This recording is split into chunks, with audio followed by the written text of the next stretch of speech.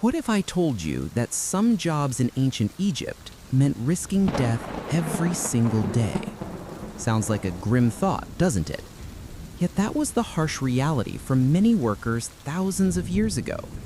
In a land famous for its golden pyramids and mighty pharaohs, there were shadows lurking behind the scenes, brutal working conditions, and horrors that history often glosses over. Today, we're going to peel back those layers and uncover the worst jobs you'd never want to do, even if it meant feeding your family or staying alive. Now, I know what you're thinking. Surely life back then was all about grandeur and glory. Well, it was, for some. But for others, it was a daily battle against exhaustion, injury, and sometimes even death. Imagine waking each morning knowing your work could be your last. It's not just a chilling thought, it was a grim reality for those caught in the most dreadful roles of ancient Egyptian society. Picture this scene: the blistering sun beating down on endless rows of stone blocks, each one heavier than the last.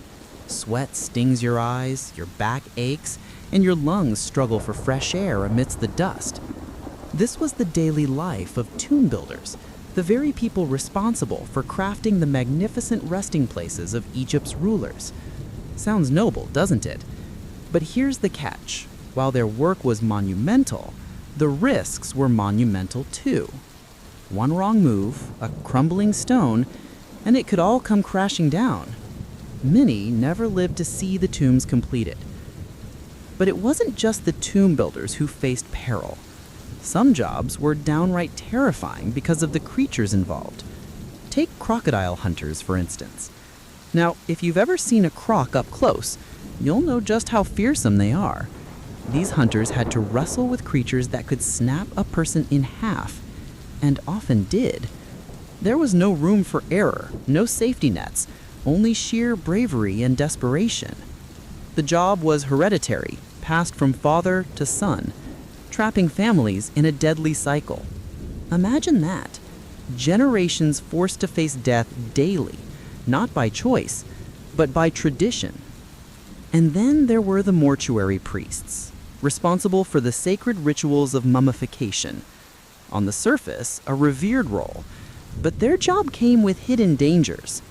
They worked with toxic substances like mercury and lead, deadly poisons that seeped into their skin and lungs. The very process meant to honor the dead often shortened the living's lifespan.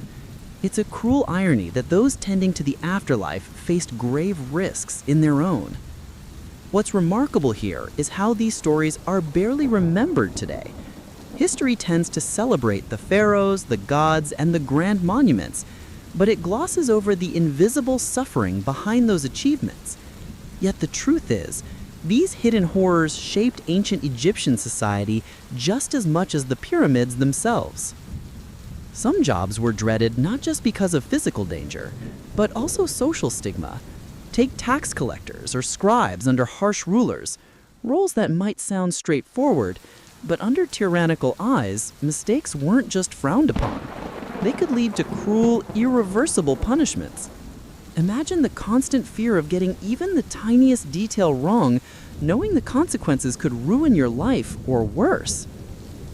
Now, here's where it gets fascinating. Many of these roles were locked in by birth. You didn't just choose these jobs, you inherited them, like a family curse. There was no escaping the dangers or the social shame.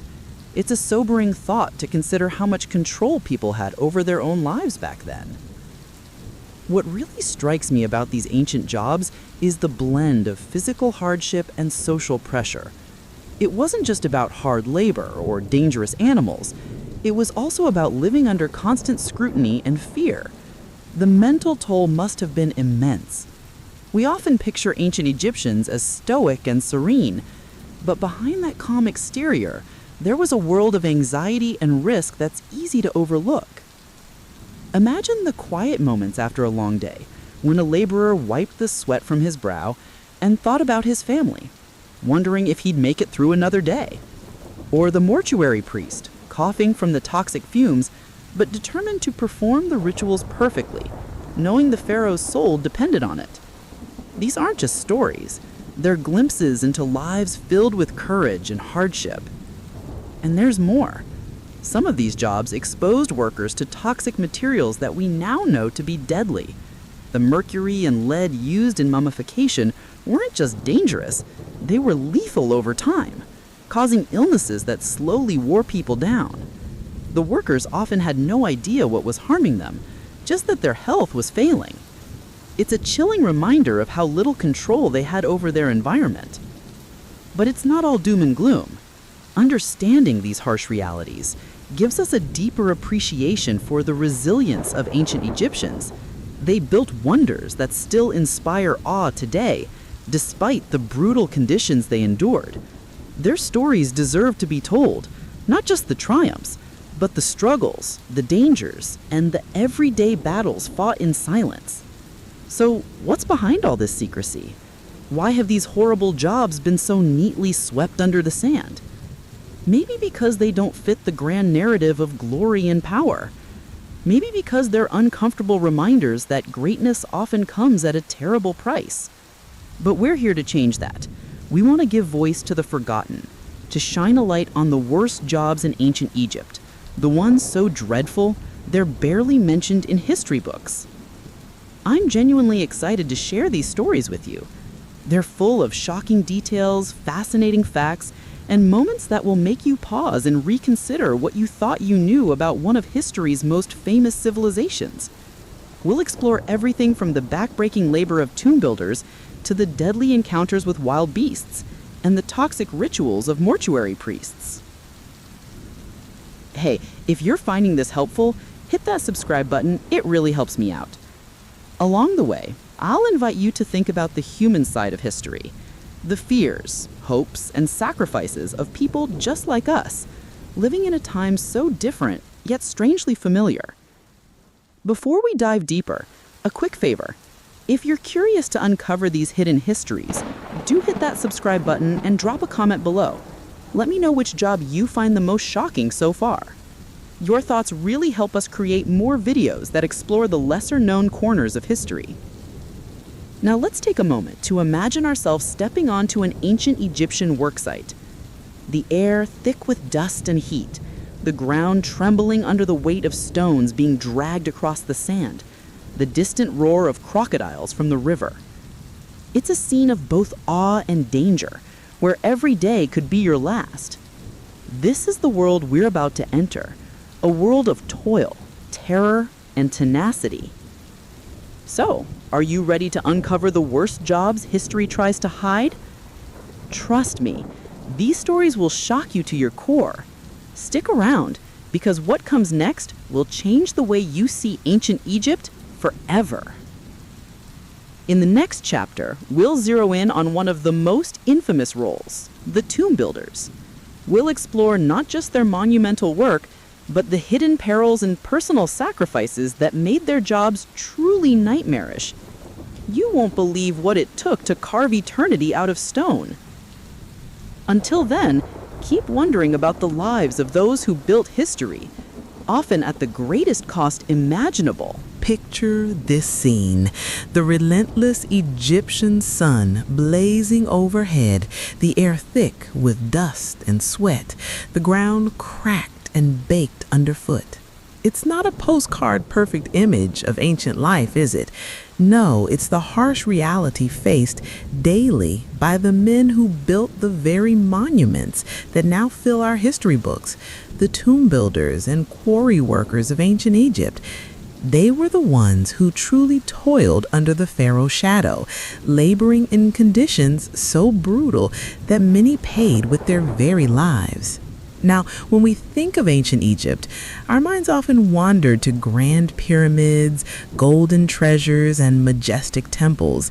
But the stories of those who hauled the stones, shaped the blocks, and dug the earth are stories of hardship, danger, and often despair. These workers didn't just build the monuments, they lived the risk, the pain, the sheer exhaustion, a reality that history tends to gloss over. Take the tomb builders, for example. These were craftsmen and laborers responsible for carving out the final resting places of Egypt's elite. It sounds like a skilled job, perhaps even an honor, but imagine working deep inside the earth, in cramped, stifling spaces with little light, all while the heat outside was scorching and the air inside grew stale and suffocating. The tomb builders faced extreme heat that could sap the strength of even the toughest men. Every day was a battle against exhaustion and accidents. One wrong move, one misplaced stone, and the consequences could be fatal. What's more, these tomb builders often worked with sharp tools that had to be swung with precision, sometimes in precarious positions on scaffolding or uneven surfaces.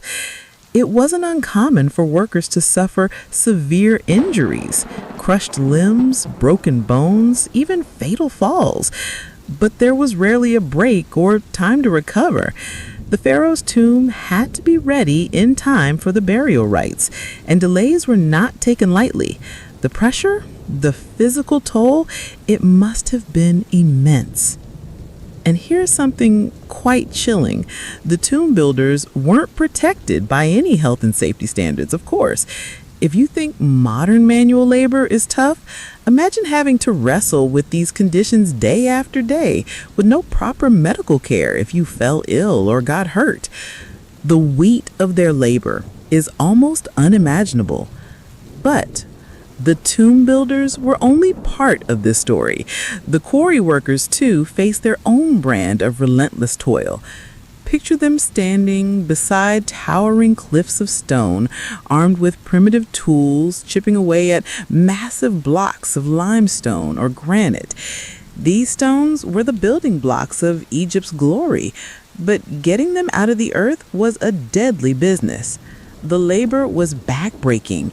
These workers had to lever, pry, and haul stones that weighed tons.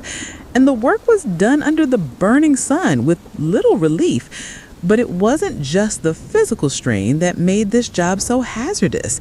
The dust kicked up by constant chiseling was filled with fine particles that could wreak havoc on the lungs. We're talking about toxic dust that would cause chronic breathing problems, if not outright disease.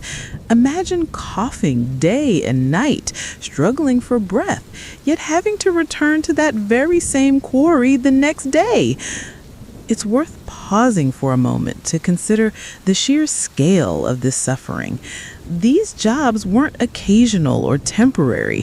For many, they were lifelong occupations, sometimes passed down through generations. Fathers taught sons, who in turn taught their sons, all trapped in a cycle of perilous work. There was no easy escape from this harsh reality. And here's where it gets even more heart-wrenching. Injuries were common. A single accident could leave a worker crippled or dead. Yet the need for labor was so great that there was little time for mourning or rest. The pharaoh's ambitions drove the pace, and these men were the engine powering those dreams, even if it cost them dearly. Now, you might wonder how these workers survived such a brutal existence at all. Well, there was a strong sense of community among the laborers. They shared their meager provisions, supported each other through hardship, and developed techniques to make their work more bearable.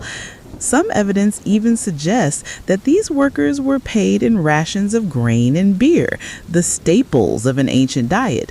But make no mistake, this was a far cry from a comfortable wage or a safe workplace. The quarry workers also had to contend with natural dangers beyond the dust and heat. There were risks of stone falls. Imagine massive chunks of rock dislodging and tumbling down without warning. One misstep, one unstable block, and it could mean death or serious injury.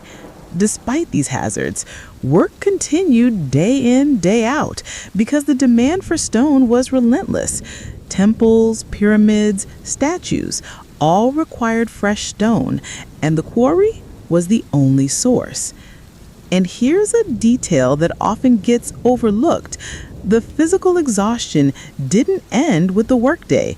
Many laborers walked long distances to reach these remote sites, sometimes carrying tools or supplies along the way. Their bodies must have been battered and bruised, their muscles screaming with every movement, yet they returned the next day to do it all over again. It's tempting to imagine these men as faceless cogs in a grand machine, but each had a story, a family, a life beyond the stones. How they must have dreamed of rest or a safer way of life. But history doesn't record these dreams. It only shows us the monuments they built with blood and sweat. Now, here's a question for you. With all these dangers, why did so many endure this brutal labor? Well, for some, it was about survival. In an ancient economy so tightly controlled by the state, many had little choice. Landless peasants or workers from poor families often found themselves compelled to take on these roles, whether they liked it or not. For others, it might have been a matter of pride, contributing to the grandeur of Egypt, to the eternal resting places of their leaders. Yet that pride came at an enormous cost. Before we move on, I'd love to hear your thoughts. Can you imagine what it must have been like to work in such unforgiving conditions day after day? Drop a comment below if you can picture yourself in their shoes, or sandals rather. And if you find these stories as gripping as I do, don't forget to subscribe so you won't miss the next chapter, where we uncover even darker tales from ancient Egypt's workforce. Coming back to our tale, it's also important to appreciate the sheer physical toll these jobs took. The human body can endure so much, but the repetitive strain, the constant exposure to heat and dust, and the ever-present risk of injury meant that many laborers aged before their time. By the time they reached middle age, their bones and muscles would have been worn down, their health compromised. Interestingly, archaeological studies of workers' bones from ancient Egyptian sites have revealed signs of severe arthritis, fractures, and other injuries consistent with their harsh lifestyle. These aren't just stories, they're tangible marks left on human remains, silent testimonies to the brutal reality. And despite all this, these laborers were integral to the very essence of ancient Egyptian civilization. Without their back-breaking work, the pyramids would never have pierced the sky, the tombs would never have been carved with such precision, and the temples would have remained mere dreams. So, next time you marvel at the grandeur of an Egyptian monument, spare a thought for those who built it. The tomb builders sweltering in underground chambers, the quarry workers battling heavy stones and choking dust, and the countless others who labored unseen and unheard. Their stories may not be told in grand inscriptions or royal decrees, but they are etched deep into the stones themselves. As we draw this chapter to a close, I want us to hold on to a sense of respect and wonder for these forgotten workers. Their lives were harsh, their work dangerous, yet their legacy endures, standing tall across millennia. And as we prepare to step further into the shadows of ancient Egypt's workforce in the next chapter, be ready to meet even more extraordinary characters, those whose jobs were not just hard, but downright horrifying in ways you might never have imagined. So, shall we press on and uncover more of these hidden stories? Stick around, there's plenty more to reveal. Imagine, if you will, stepping into the dim, flickering light of an ancient Egyptian workshop. The air thick with strange, pungent scents, a mixture of herbs, resin, and something far less pleasant. This was the realm of the embalmers, the men and women charged with one of the most crucial, yet downright dangerous jobs in all of ancient Egypt, mummification. Now, we often picture mummies wrapped snugly in linen, resting peacefully in their tombs. But behind those serene scenes lay a grim and toxic reality for the people who prepared the dead for eternity. You see, embalming wasn't just an art. It was a hazardous craft soaked in chemicals so deadly they could slowly poison the very hands that wielded them. The embalmers worked closely with substances like mercury and lead, metals that today we know are incredibly harmful, even in tiny amounts. But back then, knowledge about their dangers was limited, and the embalmers had no choice but to endure the risks. It's almost unimaginable, really, risking your health every day to preserve a body for the afterlife.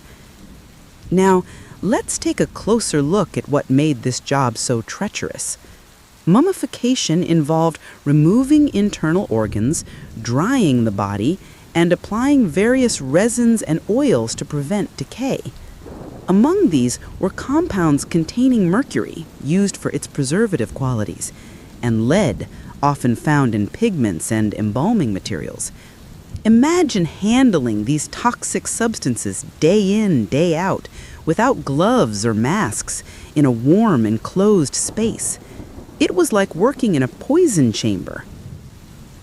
But the dangers went beyond just chemical exposure. The embalmer's work was physically demanding, often taking place in cramped, hot conditions, surrounded by decaying flesh. The smell alone was enough to make anyone gag, yet they had to stay focused, precise even, because one slip-up could ruin the entire process. And in their world, that meant disaster, not just for the deceased, but for themselves. Embalming was a revered profession, yes, but also one laden with pressure and peril. Here's a striking example. Some embalmers developed chronic illnesses that modern science now recognizes as symptoms of mercury or lead poisoning. Trembling hands, memory loss, severe fatigue. Signs that the very tools of their trade were slowly destroying them. And this wasn't a matter of a few unlucky individuals. The toxic effects were widespread enough to be recorded in ancient texts, lamenting the suffering of those who dealt with the dead. And what's more, this wasn't a job you could easily leave behind. It was usually hereditary, passed down through families who guarded embalming secrets like precious treasures. So generations of embalmers lived and died with this deadly burden, never truly free from the shadow of sickness. It's a sobering thought, to be bound by duty and tradition to a craft that would erode your health over time. But here's the remarkable thing. Despite all this, embalmers held a unique place in society. They weren't just workers, they were priests in a very real sense, guardians of the sacred journey to the afterlife. Their knowledge and skill were indispensable, and they performed rituals that were believed to ensure a person's soul could live on forever. So while their work was toxic and taxing, it was also steeped in deep respect and spiritual significance. Picture the scene. An embalmer carefully anointing a body, applying resin that smelled of tar and pine, crushing natron salts to dry out the flesh, all while reciting prayers to the gods. It was a blend of science, religion, and sheer grit. And all the while, the embalmers' bodies were absorbing invisible poisons day after day. It's a staggering contrast between the sacred ceremony and the brutal hazard lying beneath. Another angle to consider is how this hazardous work affected the embalmers' families and communities. Chronic illness and early death meant many embalmers left behind grieving relatives unable to care for them properly. And yet there was no escaping the role. It was as much a family legacy as it was a profession, and the social stigma attached to dealing with the dead meant embalmers were often shunned despite their vital role. It's a complex picture of honor mixed with hardship. Now, you might wonder, how did the embalmers manage to keep going, knowing the risks? The truth is, they had few alternatives. In a society where social roles were rigid and inherited, these families took pride in their unique knowledge. Embalming was, after all, a sacred duty. Besides, the rewards weren't insignificant. Skilled embalmers could gain considerable status and wealth, working for pharaohs and nobility. Yet beneath the surface glimmer of prestige lay the quiet suffering. And there's more. Some studies suggest that embalmers sometimes suffered from respiratory problems, skin diseases, and even neurological disorders, all linked to their exposure to the toxic chemicals. It's a testament to their resilience that they maintain their craft under such conditions. Their story is one of courage we rarely hear about, overshadowed by the grandeur of pyramids and tombs. What makes this all the more fascinating is how little we often think about these workers. We admire the finished mummies, the glittering treasures, the monumental tombs, but rarely do we pause to consider the human cost behind them. The embalmers remind us that history isn't just about kings and queens. It's also about the ordinary, often overlooked people whose sacrifices made those legacies possible. And so, as we wrap up this chapter, I invite you to reflect on the embalmer's paradox. Men and women who preserved the dead for eternity, yet couldn't escape the very real threat of death themselves, brought on by invisible enemies like mercury and lead. Their toxic secret is a stark reminder of how intertwined beauty and danger can be, and how courage often hides in the most unexpected places. In our next chapter, we'll venture even deeper into the shadows, exploring another ancient Egyptian role where danger and social stigma collided in surprising ways. It's a story that will challenge what you thought you knew about these ancient people and their struggles. So, stick with me. There's more to uncover, and I promise it'll be worth it. Until then, keep imagining those flickering lamps and the solemn embalmers working silently in the heat, their hands stained not just by resin, but by the very poisons that would claim them. It's a haunting image, but one that brings us closer to understanding the real, raw humanity of ancient Egypt. Picture this, the vast, shimmering waters of the Nile, stretching out under the blazing Egyptian sun. The river is alive, not just with fish and birds, but with something far more terrifying. Imagine standing at the edge of that ancient riverbank, knowing full well that lurking beneath the surface is one of the deadliest predators on the planet, the crocodile. Now imagine your job is to catch those fearsome beasts. Sounds like a nightmare, doesn't it?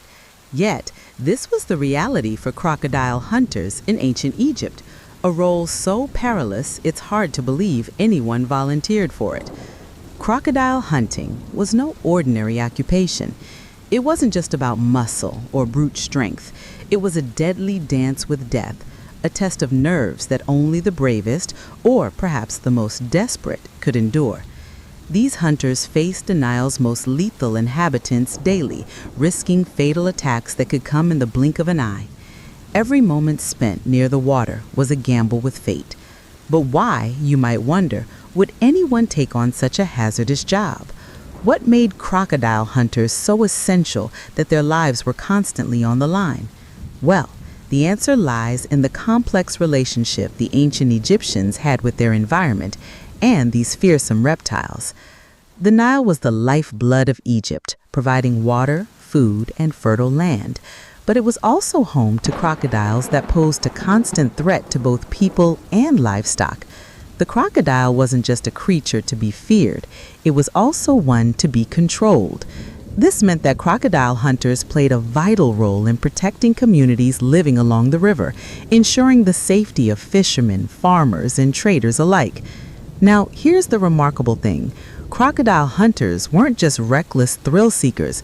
They needed a unique combination of skill, courage, and intimate knowledge of crocodile behavior to survive. It was as much about understanding these creatures as it was about overpowering them. To get a sense of just how challenging this work was, let's consider the crocodile itself. These animals could grow up to 6 meters long with powerful jaws capable of crushing bones like twigs. Their thick, scaly hide was like armor, nearly impervious to weapons of the time, and beneath the water they were almost invisible, waiting silently for the perfect moment to strike. The hunters had to approach with the utmost caution, often using long spears or nets. They'd wait for hours, sometimes days, observing their prey, learning its habits and patterns. This wasn't a job for impatience or rash decisions. One wrong move could mean a fatal encounter, a complete and terrifying end. Imagine standing there, sweat on your brow, heart pounding as you inch closer to a crocodile basking in the sun. The beast's eyes, cold and unblinking, watch you with a predator's patience. You know it can launch itself forward faster than any human can react. Yet somehow, these hunters maintained a steely calm, a focus born from experience and necessity. But the dangers weren't just physical. There was also a psychological weight to this job. Constantly facing death could chip away at a person's mind, leading to fear, anxiety, and an ever-present tension. And because many crocodile hunters came from families where the trade was hereditary, these dangers were passed down, binding generations to this life and death struggle. Interestingly, crocodile hunters were often regarded with a mix of awe and fear by their communities. On one hand, they were protectors, heroes who tamed the Nile's deadliest threat. On the other, their close association with such a violent and dangerous creature sometimes brought stigma or superstition. People whispered about curses or bad luck that might follow anyone who dared to handle such beasts. It was a tricky balance to maintain. Now, here's an intriguing detail that really brings this world to life. The ancient Egyptians didn't only hunt crocodiles to keep them at bay, they also revered them in their mythology and religion. Sobek, the crocodile god, was both feared and worshipped, symbolizing power, fertility, and protection. This meant crocodile hunters weren't just killing animals, they were interacting with creatures that held deep spiritual significance. At times, this made their work even more complex. Killing a crocodile wasn't merely a practical task, but a ritual act, often accompanied by ceremonies or prayers. Hunters needed to show respect to the animal's spirit, lest they invite misfortune. It's a powerful reminder of how intertwined the practical and spiritual worlds were for the ancient Egyptians. Of course, the work itself was brutal. Crocodile hunters had to deal with the harsh Egyptian climate, scorching heat by day, cold nights, and the ever-present threat of infection from wounds sustained during hunts. A scratch from a crocodile's teeth, or even from thorny river plants while wading through the water, could quickly turn deadly without proper care. Medical knowledge was limited, so many injuries became infected, and some hunters didn't survive long after their encounters. The tools of the trade were quite rudimentary, too. Spears, clubs, and nets were the main weapons, nothing like the firearms or tranquilizer darts we think of today. This meant hunters had to get up close and personal with the crocodiles, using their skill and timing to avoid being crushed or dragged underwater. Now you might be wondering, how did these hunters even develop such nerve? What prepared them to face down a creature built for killing? Well, from a young age, future crocodile hunters were trained by their elders, learning not only how to handle weapons, but how to read the river itself, the currents, the behavior of fish and birds, and the subtle signs that a crocodile was nearby. It was a kind of ancient wisdom passed down hand to hand, eye to eye. Here's a little anecdote that captures the tension of the job perfectly. There's a story recorded in ancient texts of a hunter who, during a particularly daring catch, was nearly pulled under by a massive crocodile. He managed to drive his spear deep into the beast's eye, blinding it just enough to escape. But the effort left him swimming exhausted in the river's dangerous currents. Rescued just in time by his comrades, his tale became legendary, a harrowing example of bravery and quick thinking. It's moments like these that really show us the raw, visceral reality of crocodile hunting. It wasn't just about the kill, it was about survival, teamwork, and sheer grit. Now, here's a quick question for you. What do you think happened to the crocodiles once they were caught? Were they simply killed and left by the river, or did ancient Egyptians make use of them? The answer might surprise you. Crocodiles provided more than just a danger to be eliminated. Their skins were highly valued for making durable leather goods, and their teeth and bones could be fashioned into tools or jewelry. In some cases, crocodile meat was consumed, though this was less common. So, despite the risks, crocodile hunters played a crucial role in supplying materials that had practical and economic importance. This adds another layer to the job's complexity. The hunt wasn't about mindless slaughter, but a delicate balance between danger, resourcefulness, and respect. Before we move on, I want to invite you to share your thoughts. Can you imagine living in a world where your job meant facing death every single day?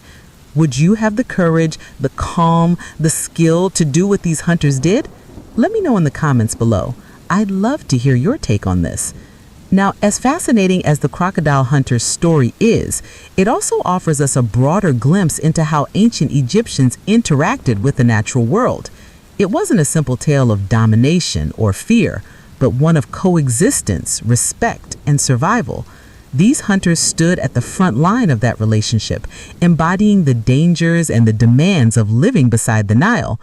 As we draw this chapter to a close, think back to that first image, the glittering Nile, the crocodile lurking just beneath the surface, and the hunter poised on the bank.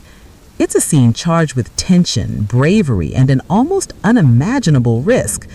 What's remarkable is how these people faced such horrors day after day, not just for themselves, but for their communities. Their lives remind us that history isn't just about kings and temples, but about the ordinary folk whose struggles shape the world we know. So, next time you picture ancient Egypt, don't just think of pyramids and pharaohs. Remember the crocodile hunters, those brave souls who stared down the Nile's deadliest predator and lived to tell the tale. Next up, we'll explore another gruesome yet fascinating role that few dare to speak of: the mortuary priests, guardians of the dead who walked a fine line between sacred duty and deadly risk. Stick around, because these stories only get more incredible from here.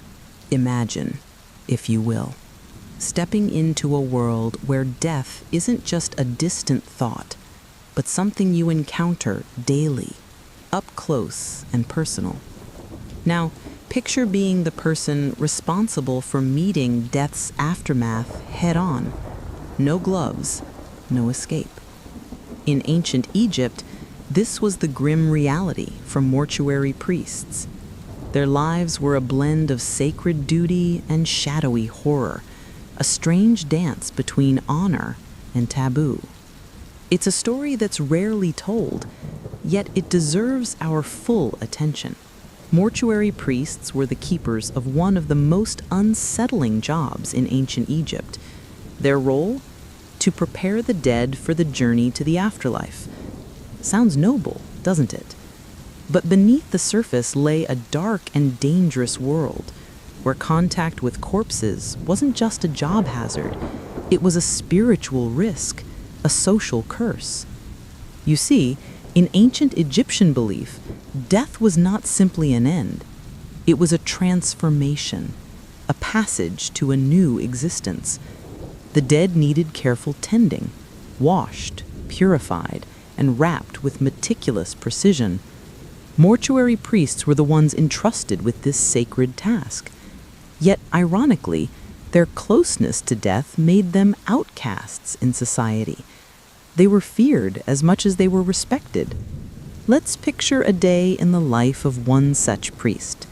The morning air would be heavy with the scent of natron, a naturally occurring salt used to dry out the body. There'd be the faint, unsettling smell of embalming spices, mixed with something far more disturbing, the subtle, lingering presence of decay. You can almost hear the quiet hush of the tomb as the priest carefully unwraps the linen bandages, revealing the body underneath, fragile and still, yet somehow waiting. This isn't a job for the faint-hearted. The mortuary priests worked in chambers darkened by stone walls, where the light barely reached and the silence pressed close. Their hands repeatedly touched what most of us would rather never see, the dead in all their finality. It was believed that such contact risked ritual contamination, a spiritual defilement that could linger and follow them like a shadow. And this is where their story takes a darker turn. Mortuary priests weren't just dealing with the physical decay of bodies, they were constantly wrestling with the spiritual implications. Ancient Egyptians believed that touching a corpse could endanger the priest's own soul, exposing them to curses or malevolent spirits. It was a constant battle between fulfilling a sacred role and protecting one's own spiritual well-being. Imagine the isolation that came with this. The mortuary priests were often shunned by others, kept at a distance because people feared the contamination they might carry. It's easy to think of them as heroic figures, yet they were also loners, cut off from regular society, living in a world that neither fully accepted nor entirely understood them. What's more, these priests were not just servants of death. They were intermediaries between the living and the divine. They recited prayers, performed rituals, and ensured the proper rites were carried out so the deceased might reach the afterlife safely. Every mistake could be catastrophic, not just for the departed, but for the priest themselves. The stakes were unimaginably high. In fact, some ancient texts hint at the severe penalties for errors in these sacred duties. A slip of the tongue during a ritual, a misstep in the embalming process, could bring terrible consequences. While there's no detailed record of punishments, the fear of spiritual retribution was enough to weigh heavily on these men's minds. It was a world where perfection wasn't just desired, it was demanded, under threat of curses both worldly and otherworldly. Now, here's the remarkable thing. Despite these dangers and the social stigma, this role was often hereditary. Families would pass down the secrets and rites of mortuary priesthood through generations. It was a burden and a blessing, ensuring a steady supply of skilled priests, but also trapping families in a cycle of spiritual risk and social isolation. Imagine being born into a line where every generation must face such terrifying duties. No escape, no choice. But why would anyone accept such a fate? What compelled these men to take on a life so entwined with death and danger? The answer lies partly in belief and partly in necessity. The ancient Egyptians held the afterlife in the highest regard. Securing a safe passage for the dead was a sacred honor, a vital service to society and the gods. The mortuary priests played a key role in this cosmic balance. Their work was not just technical, it was deeply spiritual. And yet the irony remains. The very guardians of the afterlife were often the most haunted by death's presence. Their sacred duty was a double-edged sword. They were honored in their role, but feared and ostracized in daily life, a curious contradiction that makes their story all the more poignant. If you think about it, the mortuary priest's experience sheds light on how ancient Egyptians viewed death itself, not as something to be hidden away, but as a powerful force with both reverence and dread attached. It was a world where the sacred and the terrifying walked hand in hand. For the mortuary priests, that meant living on the edge of life and death, forever caught between worlds.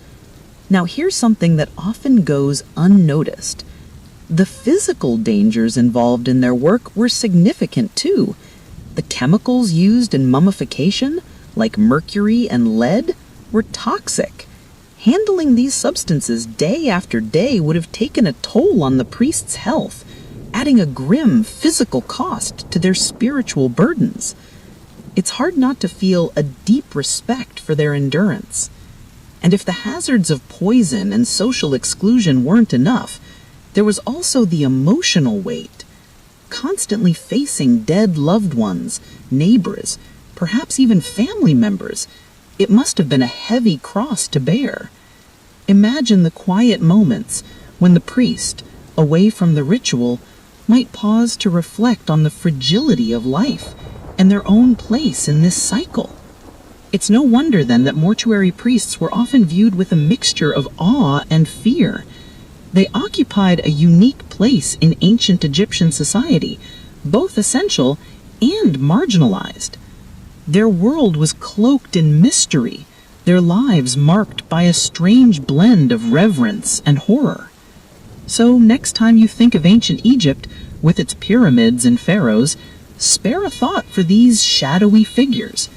The mortuary priests who faced death every day, risking contamination, isolation, and illness, all to guide souls safely to the next world. Their story reminds us that behind every grand civilization are the hidden lives of people whose sacrifices often go unrecognized. And here's a little teaser for what's coming next, because if you thought this was grim, the next chapter shines a light on another dreadful occupation, one that involved not just death, but fierce danger from a most unexpected source. Keep that curiosity sparked. We're only just beginning to uncover the darker side of ancient Egyptian work. So, what do you think? Could you face a job where death was a constant companion? Or would the fears and isolation be too much? There's something deeply human about these stories, isn't there? The way they invite us to imagine lives so very different from our own, yet connected by the same fears and hopes. We'll meet again soon to explore that next chapter of ancient hardship. Until then, perhaps spare a thought for those mortuary priests, standing quietly in the shadows, guardians of the dead and bearers of a sacred burden few would dare to carry. Picture this scene. The blistering sun hangs low over the dusty streets of an ancient Egyptian town. The marketplace buzzes with chatter and bartering, yet there's a certain tense hush whenever a figure strides through: the tax collector. Not exactly the most welcome guest, are they?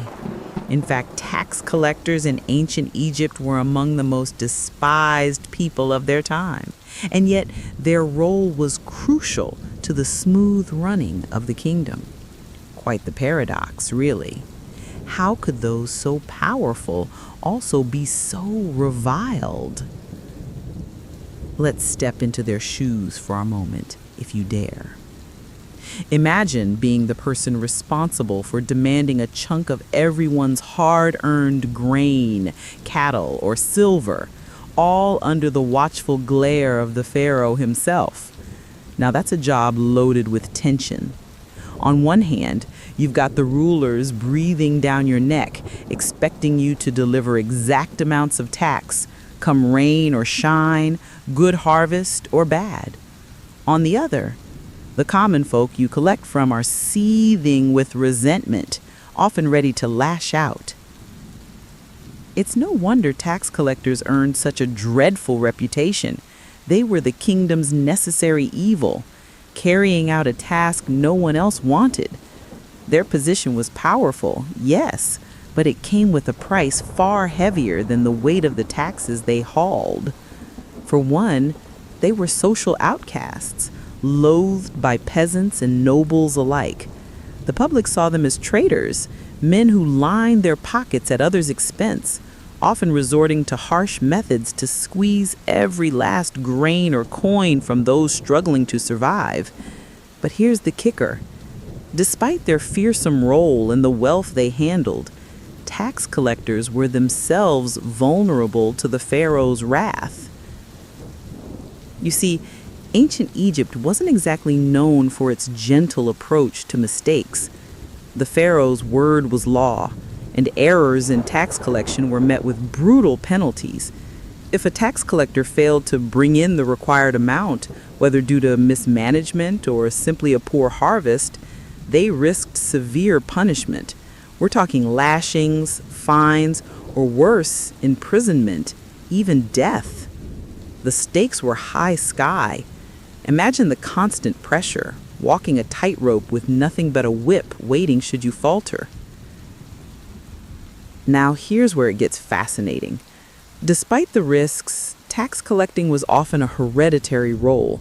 Families could find themselves stuck in this hated occupation for generations, unable to escape the social stigma or the dangers that came with it. It wasn't a job you chose for a quiet life, far from it.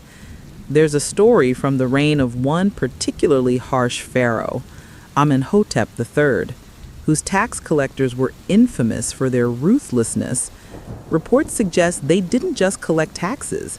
They terrorized entire villages, ensuring compliance through fear.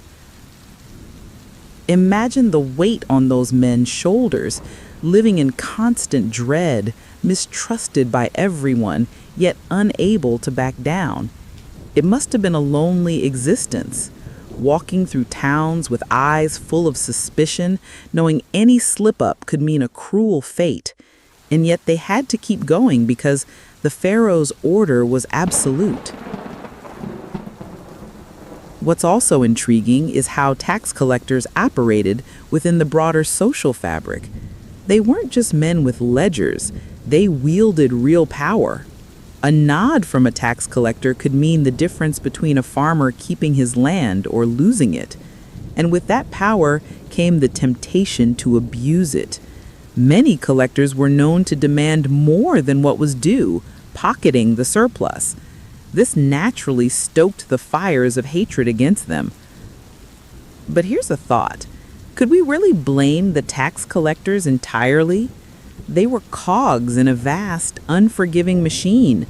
The pharaoh needed resources to build his temples, armies, and monuments. Someone had to collect those taxes, and it was a thankless task. The resentment they faced was less about their personal choice and more about the system they served. Interestingly, some tax collectors managed to rise through the ranks, gaining favor with the pharaoh and securing wealth and status despite the stigma. Stories tell of a few who became influential advisors or scribes, their knowledge of the kingdom's wealth making them invaluable. But these success stories were few and far between. Most tax collectors remained trapped in a precarious existence, balancing power with peril. Let's pause for a moment here. If you're finding this as gripping as I am, why not share your thoughts down below? Have you ever had a job that felt as stressful or disliked as these ancient tax collectors? I'd love to hear your experiences. And if you're enjoying this journey into the darker corners of ancient Egypt, don't forget to subscribe. There's plenty more to uncover. Returning to our tale, the physical dangers tax collectors faced shouldn't be overlooked either. While their role was mostly administrative, it often involved travel through dangerous territories. Bandits and rebels lurked outside the safety of cities, and tax collectors could be targets for attacks. Losing your life on the road was a real possibility. And even within the cities, the threat of violence was ever present. Angry villagers sometimes took matters into their own hands, confronting or even assaulting tax collectors. The job demanded a certain ruthlessness, but also a readiness to defend oneself. It was a hazardous dance between authority and survival. Another fascinating aspect is the psychological toll. Imagine constantly being hated, feared, yet essential. You're the kingdom's enforcer, but everyone you meet wishes you'd simply vanish. That kind of social isolation can chip away at a person's spirit. It's easy to see why some tax collectors might have turned to corruption, a way to grasp some control in an uncontrollable world. Now, weaving in a little-known fact, tax collectors sometimes worked closely with scribes, the educated elite who recorded transactions and ensured the pharaoh's coffers were balanced. But scribes too faced harsh penalties for errors, including brutal corporal punishment. The entire system was one of high stakes, where one mistake could be fatal. The tax collector's role was a vital part of this unforgiving framework. So, as we begin to draw this chapter to a close, what can we take away from this rather grim picture? Tax collectors in ancient Egypt were men caught in a bitter conflict, powerful yet powerless, feared yet vulnerable. Their job was essential to the kingdom's survival, but came at a steep personal cost. In many ways, they embodied the harsh realities of a society where the pharaoh's will was absolute and mercy was a scarce commodity. And here's a thought to leave you with. In some ways, the tax collector's plight isn't so different from certain roles today, where the responsibility is great, the public opinion poor, and the pressure relentless. History seems to have a way of echoing itself in the most unexpected places. Up next, we're going to explore another occupation that might just top the tax collectors for sheer danger and discomfort, a job that literally demanded facing death eye to eye. Curious? Well, I do hope so. Stick around, because the story of the crocodile hunters is one you won't soon forget. Thanks for staying with me through this chapter. Don't forget, if you've got questions or thoughts, drop a comment. I'm keen to keep this conversation going. And if you haven't yet, a quick subscribe would mean the world. There's plenty more ancient tales waiting to be told. Until next time, take care and keep that curiosity alive. Now, imagine for a moment you're stepping inside the quiet chamber of an ancient Egyptian scribe. The air is thick with the faint, dusty scent of papyrus and ink, the soft scratching of reed pens against scrolls, your only company. It might seem like a peaceful job, sitting there, writing in the cool shade while others toil under the blazing sun. But don't be fooled. This was one of the riskiest roles in all of ancient Egypt. A scribbler's life was walking a dangerous tightrope where one slip could mean a fate far worse than just a reprimand. You see, scribes were revered, no doubt about it. They held a prestigious place in society, far above the common laborers or even many craftsmen. They were the keepers of knowledge, the very architects of administration. Without scribes, the grand machinery of Pharaoh's kingdom would grind to a halt. Taxes wouldn't be collected properly, laws wouldn't be recorded, and royal decrees would vanish into the silence of illiteracy. But with that prestige came a crushing weight of responsibility. The scribe's work demanded an almost terrifying level of precision. One wrongly copied number, one misplaced hieroglyph, and the consequences could be brutal, sometimes even fatal. Mistakes weren't just frowned upon, they were seen as threats to the entire order of society. And so, the Egyptian authorities enforced harsh punishments to ensure absolute accuracy. Now, here's where it gets truly fascinating and a little chilling. The punishments for scribal errors could include severe physical beatings, mutilations, and even execution. There are accounts of scribes who, upon making critical mistakes, suffered dreadful fates. It's hard to imagine the pressure they lived under. Imagine holding a reed brush in your hand, knowing that a single error could bring about a punishment so severe it would haunt you forever. Some scribes were forced to bear the physical scars of their mistakes, a finger chopped off here, a lash across the back there. Others faced exile or were stripped of their social status, which, in such a rigid society, was almost like a slow death. They could lose their livelihood, their family's respect, and the very essence of who they were. And all this for a slip of the pen. But why such cruel measures? It's because the scribe's work wasn't just about putting words on paper, it was about maintaining the very fabric of the kingdom. You see, ancient Egypt was remarkably organized, especially for its time. Every grain of wheat harvested, every tax owed, every legal contract depended on the scribe's exact records.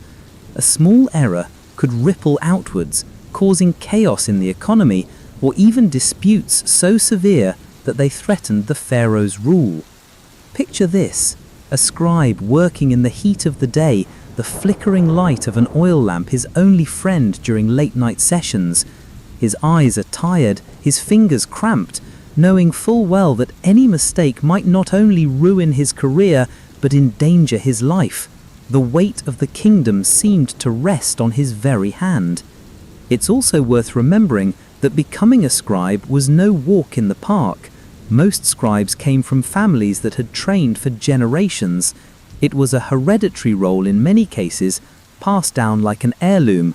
From a young age, boys would be taught the complex art of hieroglyphics, the subtle nuances of syntax, and the meticulous rules of record-keeping. The education was grueling, demanding years of study and practice. But not everyone who became a scribe was equal. Some served in temples, chronicling religious texts and rituals. Others worked in the royal courts, managing land records or tax rolls.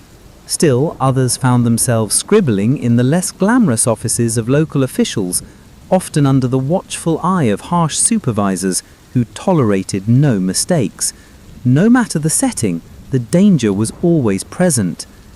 One particularly fascinating detail is that scribes sometimes worked with materials that were hazardous in their own right. For example, those involved with mortuary temples or mummification processes had to handle toxic substances like mercury and lead. These metals, used in embalming rituals, posed serious health risks, so alongside the threat of punishment, scribes faced the invisible peril of poisoning, something we don't often hear about. You might be wondering how these scribes managed to keep their wits about them in such conditions. It's a testament to their discipline, really. Many scribes developed remarkable focus and resilience, learning to tune out distractions and work with a steady hand. They were, in a way, the unsung heroes of the kingdom, silently ensuring that everything ran smoothly. But the pressure wasn't just physical or professional. There was a social dimension too. A scribe who made a mistake might find himself the subject of ridicule or suspicion. In a society where honor and reputation mattered deeply, this could be devastating. And while scribes enjoyed a higher social standing, they also had to constantly prove their worth.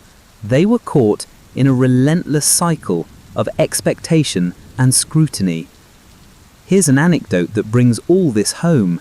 There's a story from a papyrus unearthed by archaeologists telling of a scribe who miswrote an important tax record.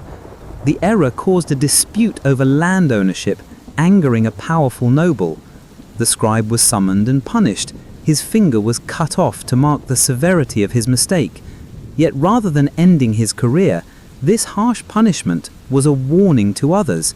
It was a brutal reminder that the smallest slip could have wide-reaching consequences. This story, while grim, also shows the complex relationship between power and responsibility scribes had. They were trusted with the kingdom's secrets and resources, but that trust was fragile. It had to be earned every day in every stroke of their pen. As we learn more about these ancient scribes, we realize their role was far from simple clerical work. It was a high-stakes vocation that demanded not just skill, but nerves of steel. Every detail mattered, every mistake was a potential disaster. And so, scribes lived their lives under a shadow, one where knowledge was power, but also a potential trap. As we reflect on their lives, it's easy to feel a deep respect for these individuals. They were the invisible backbone of a civilization that thrived thousands of years ago. Without them, the grand monuments, the intricate laws and the vast bureaucracy of ancient Egypt would have been impossible. So next time you see those elegant hieroglyphs carved into temple walls, or admire the scrolls preserved in museums, spare a thought for the scribes who risked so much to create them. They weren't just writers, they were guardians of history, walking a perilous tightrope, and for all their risks, they helped shape one of the most extraordinary civilizations the world has ever known. And as we ponder their story, we're reminded that even in the most refined and respected roles, hardship and danger can lurk beneath the surface. You won't want to miss it. It makes you wonder, doesn't it, how many other stories like this have slipped quietly through the cracks of history? Well, we're about to uncover even more of those hidden tales. Imagine waking up every morning knowing your day's work could not only break your body, but might very well end your life. Now, picture that same grim fate handed down to your children and their children after them, with no chance of escape. In ancient Egypt, this was no nightmare. It was reality for countless families trapped in hereditary jobs so perilous they might as well have been cursed.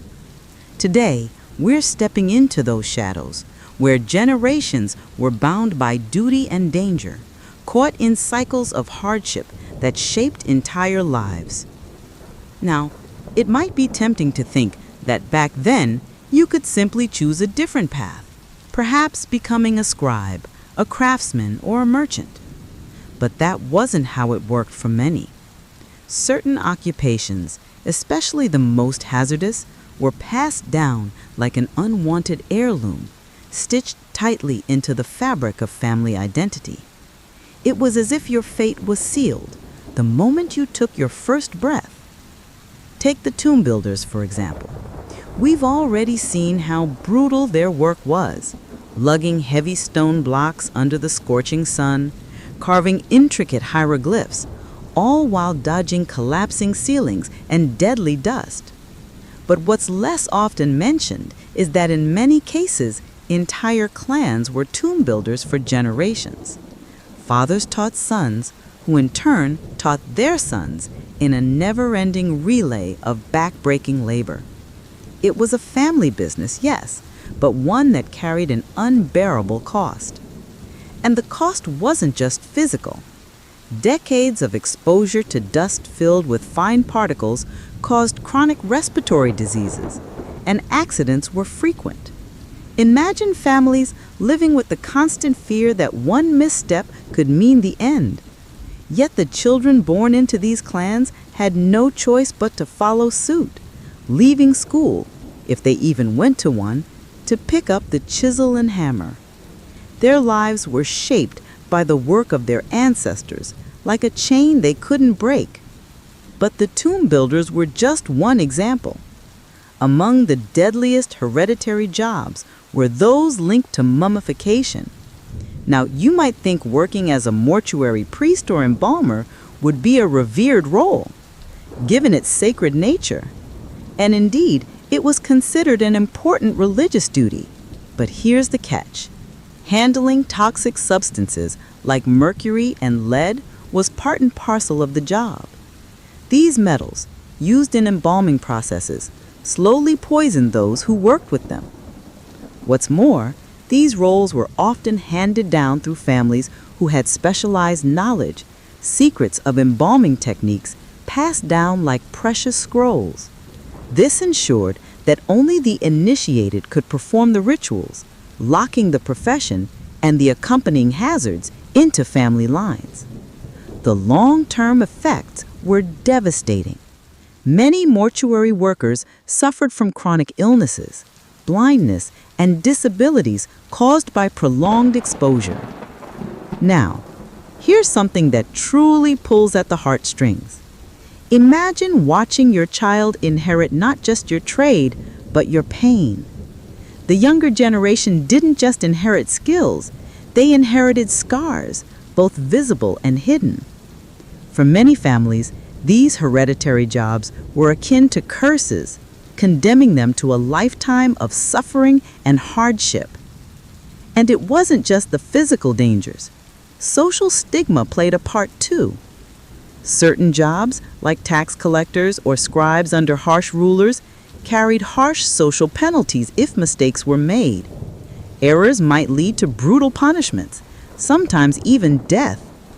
These roles could be hereditary as well, forcing families to live under the strain of constant fear and scrutiny.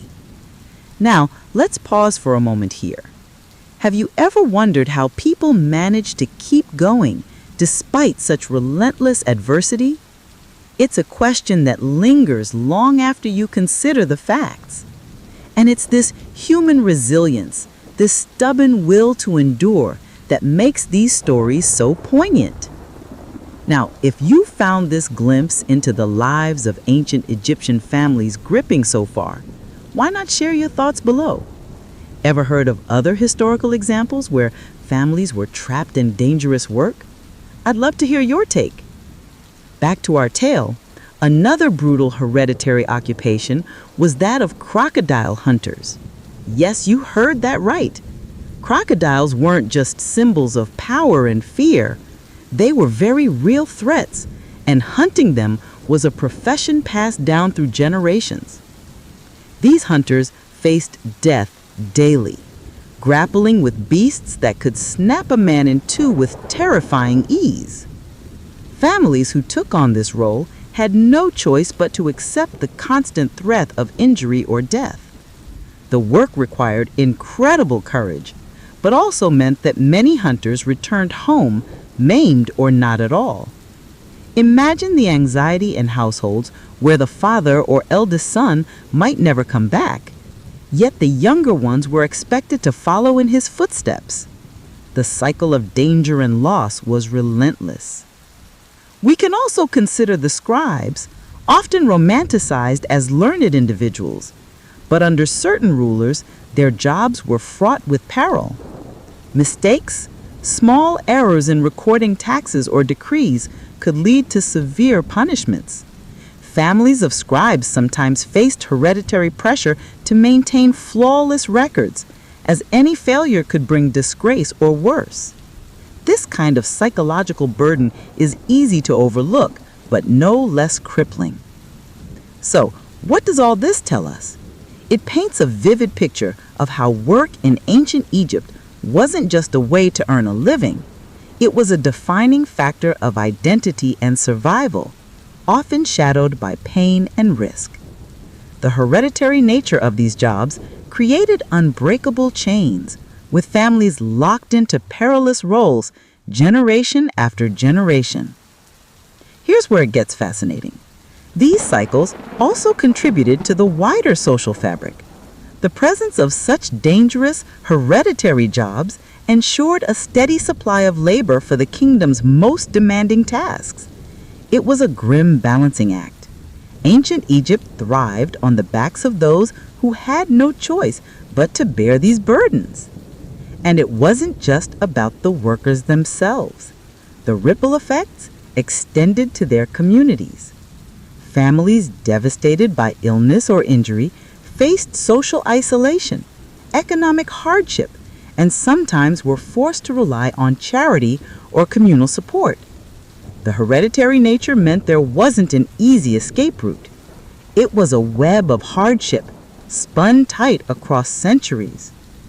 I can't help but feel a deep sense of empathy when thinking about these families. Their stories may not be the ones recorded in grand monuments or royal annals, but they're no less important. They remind us that behind the gleaming temples and golden treasures were countless individuals whose lives were marked by struggle and sacrifice. And now, as we reflect on this, let's keep in mind how these hereditary roles shaped not just individuals, but entire families and communities.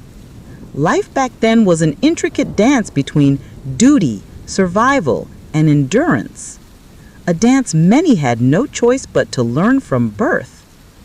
Before we move on, I'd love to know, does this idea of hereditary curses in work resonate with you? Perhaps you see echoes in today's world where some families face generational challenges, though thankfully nowhere near as deadly. Pop a comment down below. Let's start a conversation. As we prepare to leave this chapter behind, the tragedy of these hereditary jobs lingers in our thoughts. The sight of fathers teaching their sons dangerous trades, the fear in mothers' eyes as their children stepped into roles fraught with risk, it's a powerful image.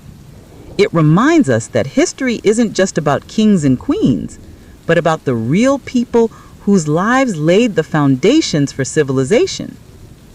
And here's a little teaser before we move on.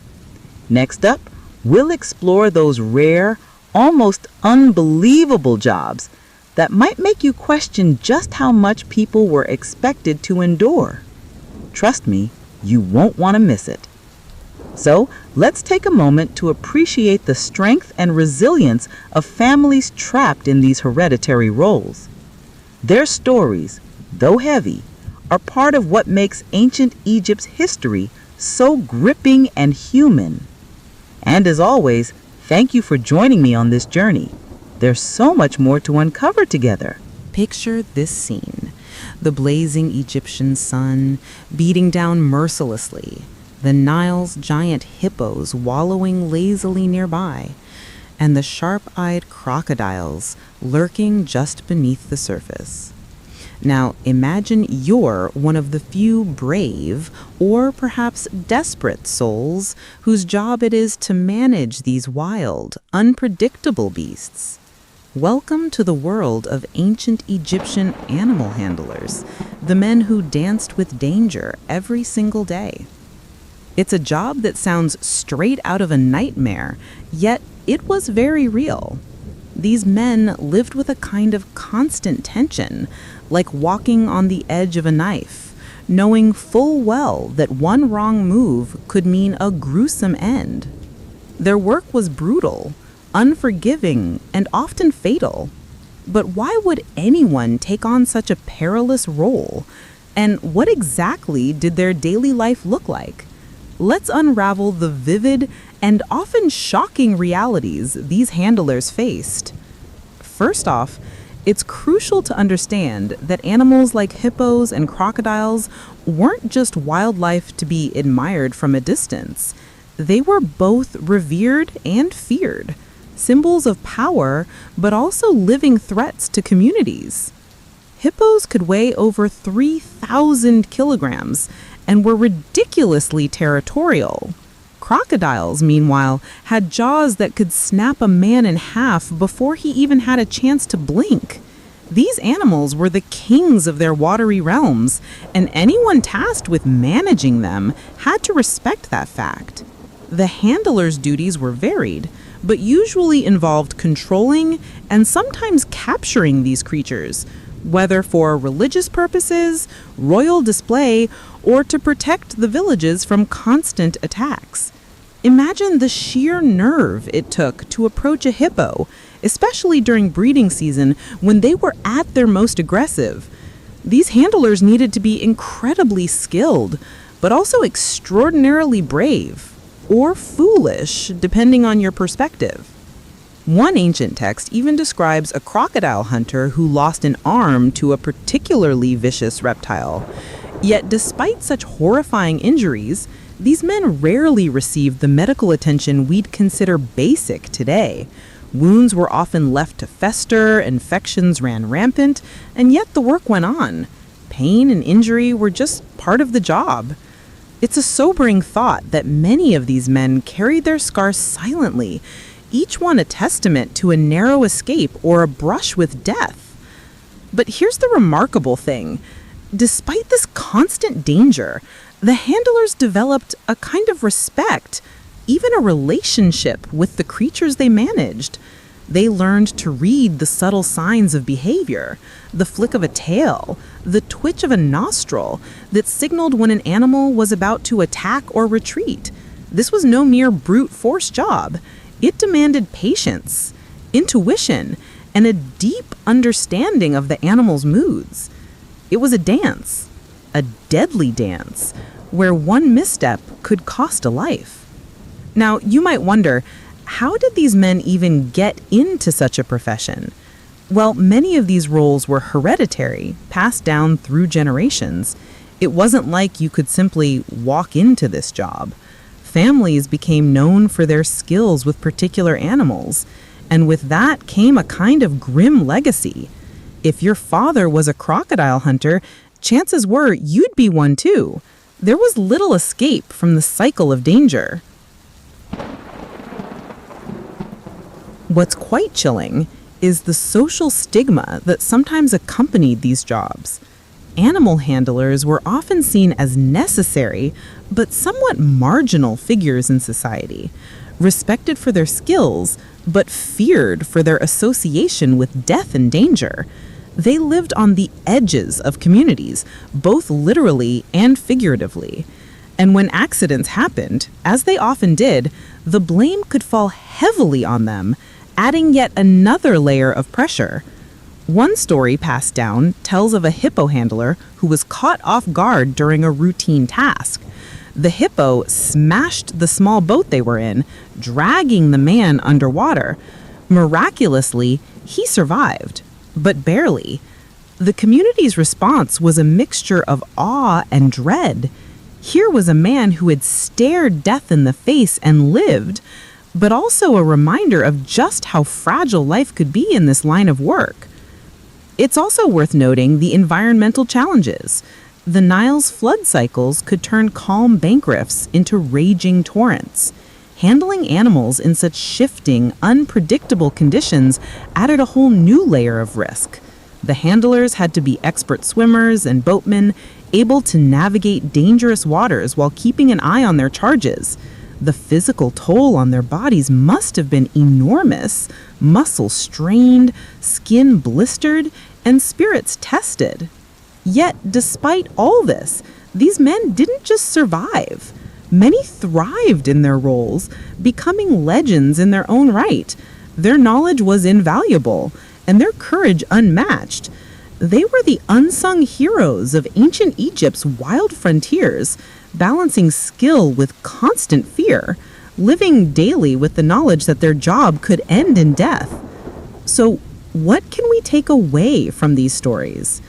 Beyond the gripping tales of peril and survival, there's a profound human element here. These animal handlers remind us that history isn't just about kings and pyramids. It's about the people who did the dirty, dangerous work. They faced hazards that would make most of us shudder, yet they carried on, driven by duty, tradition, or maybe sheer necessity. Imagine for a moment the sounds that filled their days. The splash of water, the low rumble of a hippo, and the sudden silence as a crocodile lurked just beneath the surface. Feel the weight of the hot sun, the sting of salt water in your eyes, and the pounding of your heart whenever a beast stirred nearby. It's a world so far removed from ours, yet the courage and resilience of these men connect us across millennia. Before we move on, let's take a moment to reflect on the sheer grit it took to be an animal handler in ancient Egypt. These weren't just jobs. They were battles waged daily against nature's most fearsome creatures. The handlers lived on the knife's edge between mastery and catastrophe, their lives a testament to human bravery in the face of overwhelming odds. And here's the thing, we've only just scratched the surface. There are countless untold stories of these men and the creatures they faced, stories that reveal much about ancient Egyptian society, its fears, and its respect for the wild world around it. In the next chapter, we'll explore another role that carried its own dark hazards. But for now, keep that image of the animal handler close, a figure of courage woven into the very fabric of history's wild frontier. So, as we leave the watery domains of hippos and crocodiles behind, let's carry with us a newfound respect for these men who danced with danger every day. Their stories, as terrifying as they are inspiring, remind us that sometimes the worst jobs are the ones that shape history the most. And who knows, maybe next time you're near a riverbank, you'll glance at the water a little differently, imagining the shadows where ancient dangers still seem to linger. Right. Shall we see what other ancient jobs tested the limits of human endurance and spirit? Let's carry on. What if I told you that life as a slave or servant in ancient Egypt was far more complex and often far darker than the popular stories suggest? You might picture slaves as faceless workers carrying bricks under the blazing sun or scurrying about the grand palaces, but their reality went well beyond mere physical toil. There were shadows in their lives that history tends to gloss over, stories colored by fear, social stigma, and dangers you wouldn't immediately imagine. Now, before we dive in, imagine for a moment waking up every day knowing your existence isn't truly your own. Your body, your labor, your very breath are at someone else's mercy. There are no holidays, no breaks from the grind, and the smallest mistake might bring punishment far beyond what we'd consider fair or humane. That's the world many slaves and servants inhabited in ancient Egypt. Brutal, isolating, and sometimes deadly. It's easy to assume all slaves lived the same grim life, but the truth is, their experiences varied wildly depending on their roles, their masters, and even their origins. Some were forced into back-breaking labor, yes, but others found themselves trapped in roles laden with hidden horrors, dangers that went beyond mere physical exhaustion. Take, for example, the servants who worked inside the pharaoh's palace. It might sound like a slightly better fate, being close to power and wealth, but in reality, it was a double-edged sword. These slaves were watched constantly, their every move scrutinized. Failure was not an option. Whether you were serving food, cleaning, or attending to the royal family's needs, the pressure could be suffocating. And let's not forget the insidious social stigma that clung to them. No matter how well they performed, they were forever marked by their status. They lived with the constant knowledge that they were viewed as less, as property, and that alone carried a crushing weight. But here's something that might surprise you. The dangers slaves faced weren't just about punishment or poor working conditions. Some jobs brought physical risks that were downright terrifying. Picture the tomb builders, for example. You've probably heard about the pyramids and the vast tombs of the pharaohs. What's often left out is just how perilous the work was. These laborers weren't just hauling stones. They were frequently exposed to toxic dust and fumes from various materials used in construction and preservation. Some even handled substances like mercury and lead during mummification processes, substances we now know are incredibly harmful. Imagine the slow toll on their health, their lungs filling with dust and poison, all while forced to keep working under the hot Egyptian sun.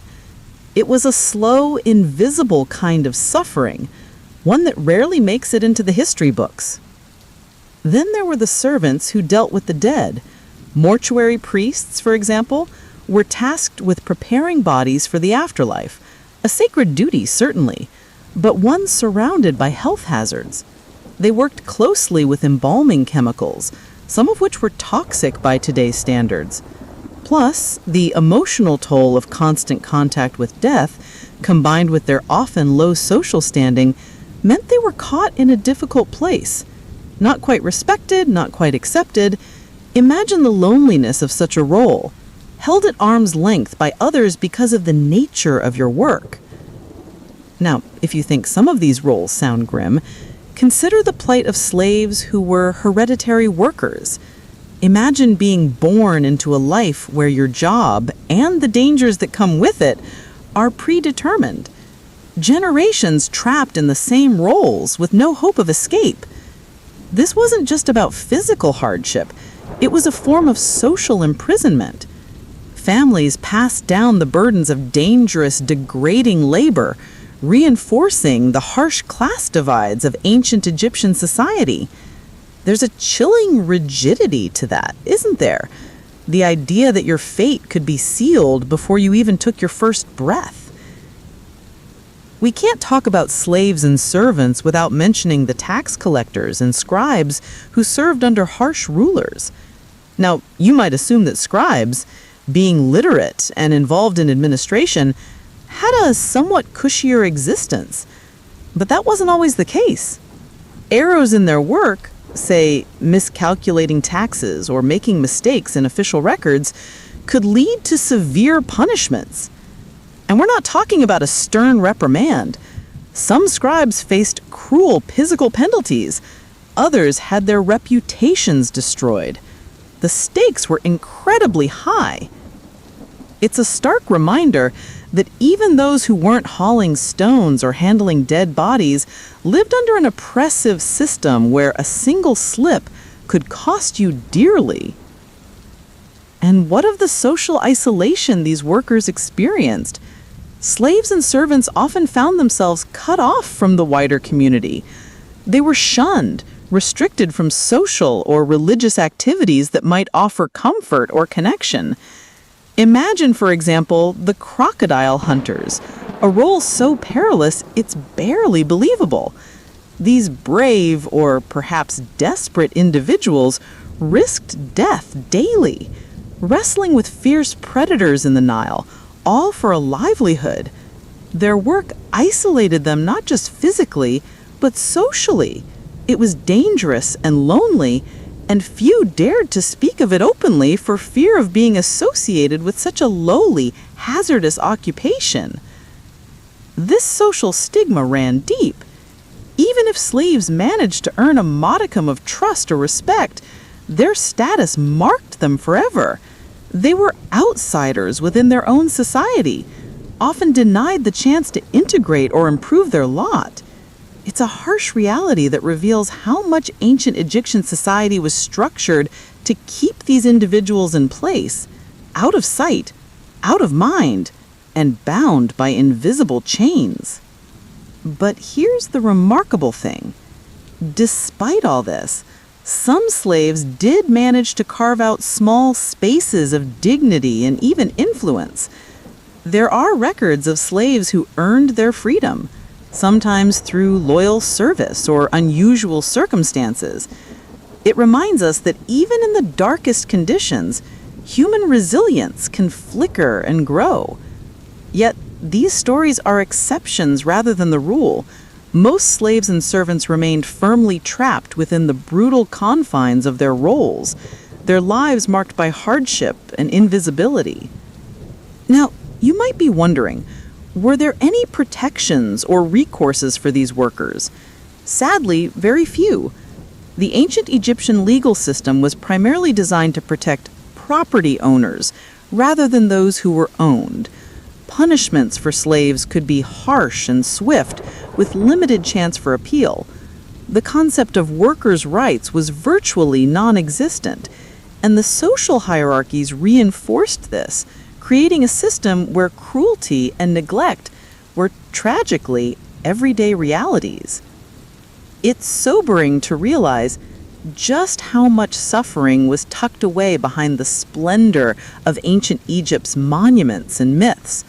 The dazzling pyramids, the gilded treasures, the powerful pharaohs, all of these depended on the backs and blood of countless slaves and servants, many of whom lived lives filled with pain, fear, and isolation. But understanding these hidden horrors gives us a deeper, more honest picture of history. It helps us appreciate not just the achievements of the ancient world, but also the human cost behind them. And it reminds us that history isn't just about kings and queens.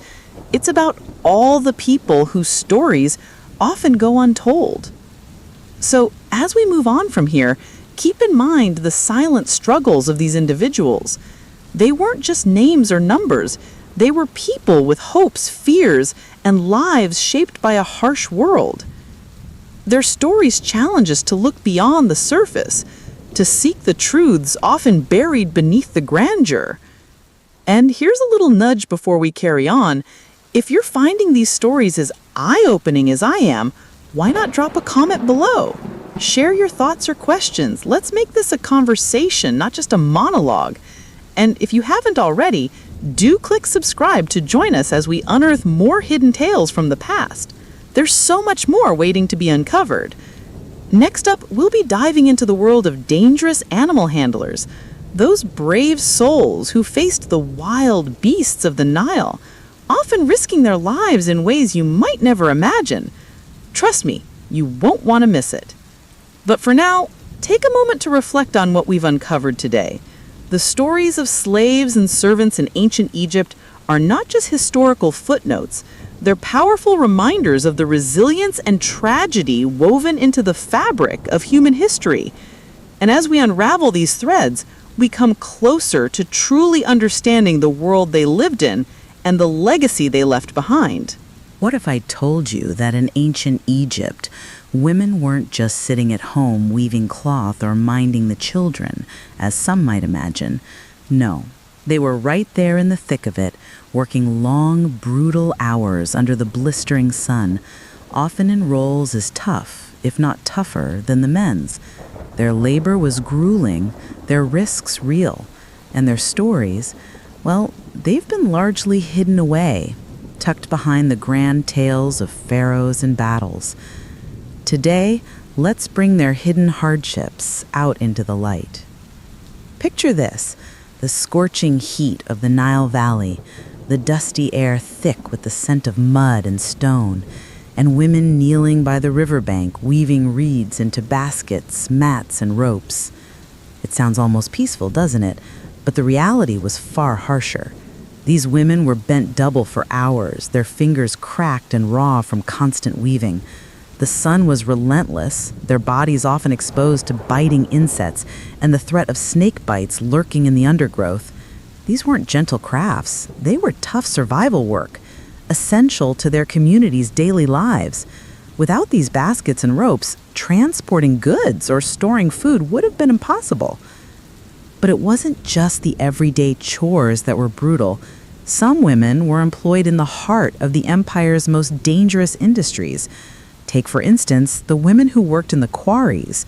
We tend to think of stone cutting as a man's job, but women were there too, chipping away at granite and limestone slabs. Imagine the sheer physicality of it, lifting heavy tools, prizing slabs loose, all while inhaling dust that would have made breathing difficult, let alone the risk of serious injury from falling rocks. It was backbreaking work, yet vital to building those magnificent temples and tombs we so admire today. Now here's where it gets fascinating. Women also played a crucial role in the mummification process, and that's a job with hazard most of us wouldn't dream of. You see, the embalming substances used were often toxic. Mercury, lead, and even arsenic were part of the embalmer's toolkit. Women working as embalmers or their assistants were exposed to these poisons day in, day out. It's no wonder that many suffered from chronic illnesses, but their sacrifices were rarely recorded. Their hands touched the very essence of the afterlife, preparing bodies for eternity, yet their health paid the price here on Earth. And it didn't stop with physical dangers. Social challenges were a whole other burden. Women in certain roles, especially those connected to temple service, faced strict societal expectations and restrictions. Some were priestesses, revered, but also bound by demanding rituals and taboos. Others, like the female weavers and potters, lived in communities where their work was essential but undervalued. The social stigma attached to certain trades could be harsh. For example, women who worked in markets or as tax collectors might be seen with suspicion or disdain, often labeled as troublemakers or worse.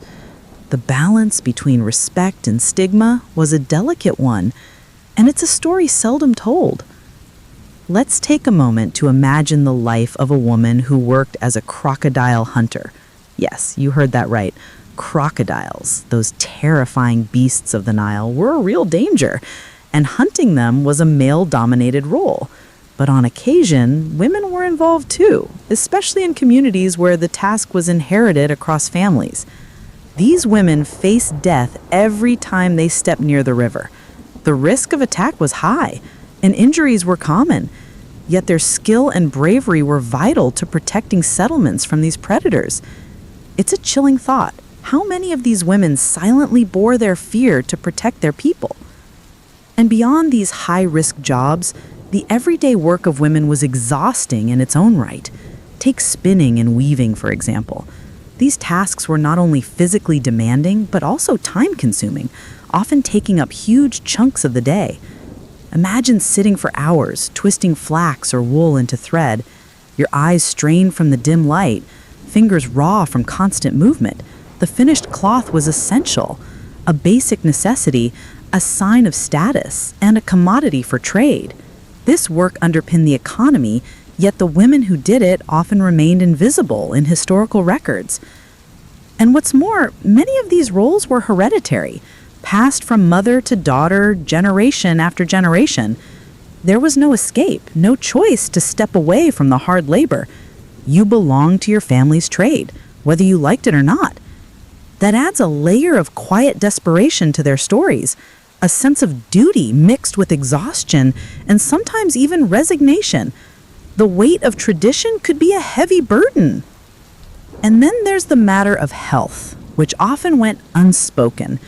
Women working in dye pits, for example, were exposed to toxic substances used to color textiles.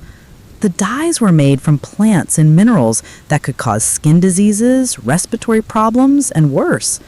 Yet these women were expected to work long hours in these hazardous conditions, their well-being sacrificed for the sake of vibrant fabrics that dazzled the courts and markets. It's sobering, isn't it? To think of the hidden horror behind the beautiful artifacts and grand monuments we so admire today.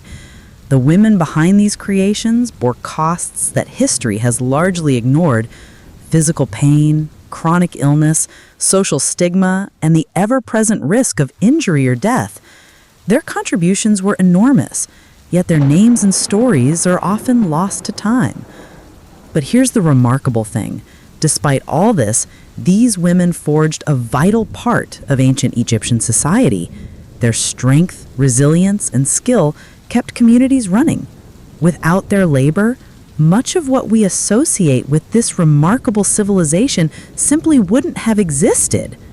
It's a reminder that history isn't just about kings and battles, but about everyday people whose lives were complex and demanding in ways we might never imagine.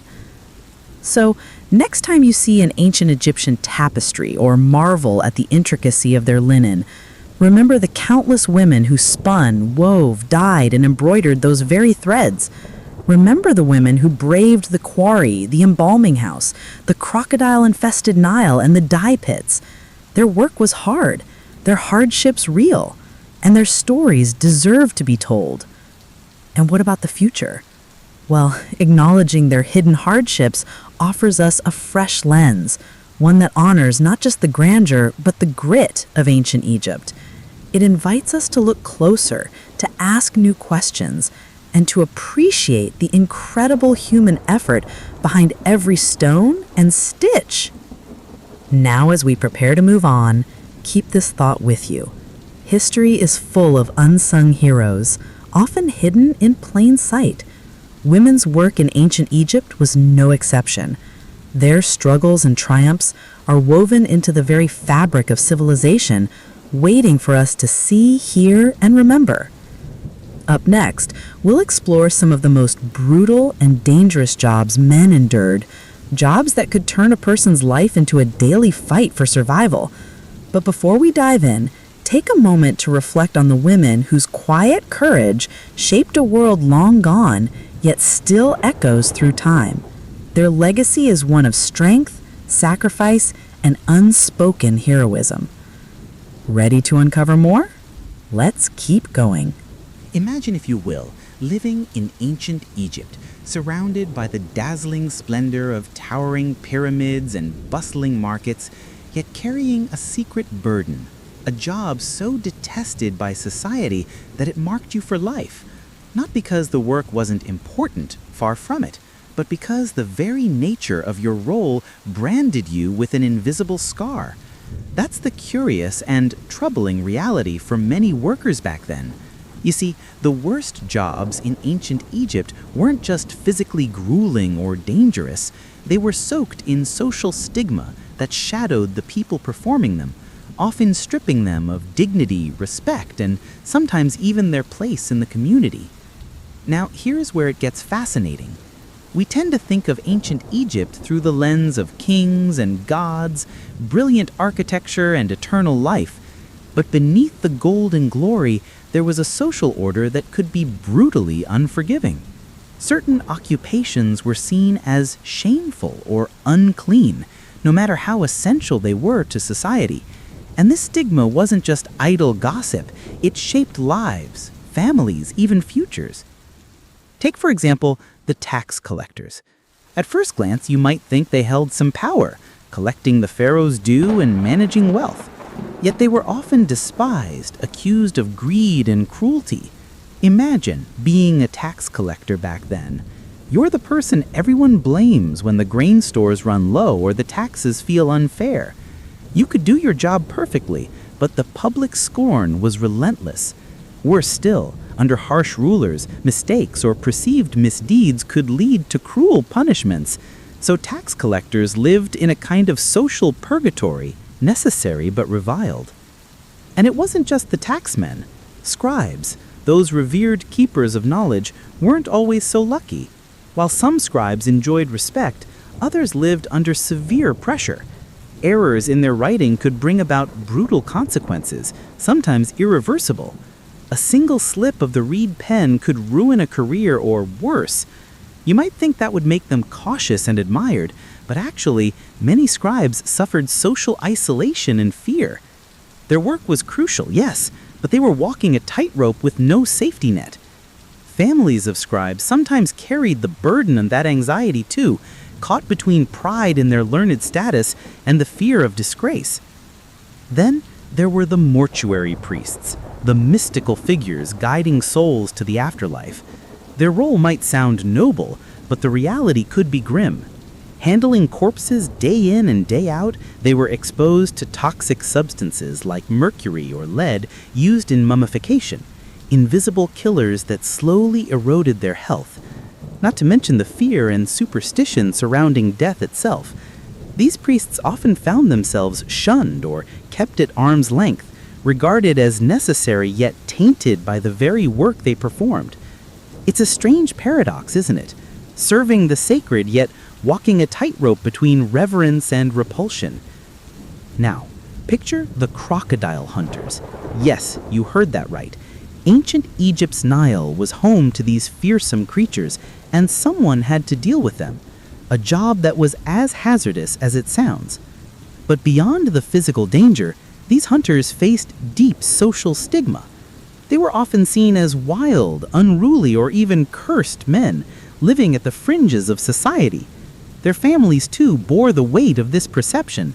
It was a hereditary role in many cases, passed down from father to son, trapping generations in a life of danger and disdain. Some historians suggest that crocodile hunters were sometimes ostracized because their work reminded people of death and chaos, forces best kept at bay. So while the rest of Egypt thrived along the serene Nile, these hunters lived a life of constant peril and isolation. And then there's the fascinating but grim tale of the workers who handled the raw materials for mummification. Far from the romanticized images of embalming, these jobs involved exposure to toxic chemicals like mercury and lead, with long-term health consequences. It's easy to overlook the grim realities behind such sacred rituals, but those workers often suffered in silence, their vital roles largely unspoken of in polite company. Imagine doing this dark work day after day, knowing it's essential for the pharaoh's eternal journey, yet being quietly pushed to the margins of society, your sacrifices hidden beneath layers of linen and secrecy. Now, you might wonder, with such stigma, why did people take on these roles? The answer is complex. For some, it was a matter of survival, families trapped in hereditary jobs with no escape. For others, it was simply the only work available, no matter how harsh or humiliating. And for a few, there might have been a sense of pride, a stubborn defiance in serving their society despite the scorn. But the fact remains, these workers bore a heavy social burden that went far beyond the physical dangers of their occupations. One fascinating detail I came across is how this stigma affected their personal lives. Marriages were influenced by occupation. A crocodile hunter's daughter might find suitors scarce, or a tax collector's son might be shunned by other families. Social circles were shaped and limited by one's job, creating invisible barriers that could last generations. It's a sobering thought, isn't it? That something as simple as your work could determine who you could love, who you could trust, and how you were remembered. And here's a little twist you might not expect. Some jobs, despite their stigma, were believed to carry a kind of spiritual pollution. The idea of uncleanness wasn't just physical, it was moral and social. Workers in these roles were sometimes thought to be bringing bad luck or spiritual impurity to their communities, a belief that echoes in many ancient cultures but was particularly strong in Egypt. This belief deepened their isolation and made it harder to break free from social prejudice. But it wasn't all doom and gloom.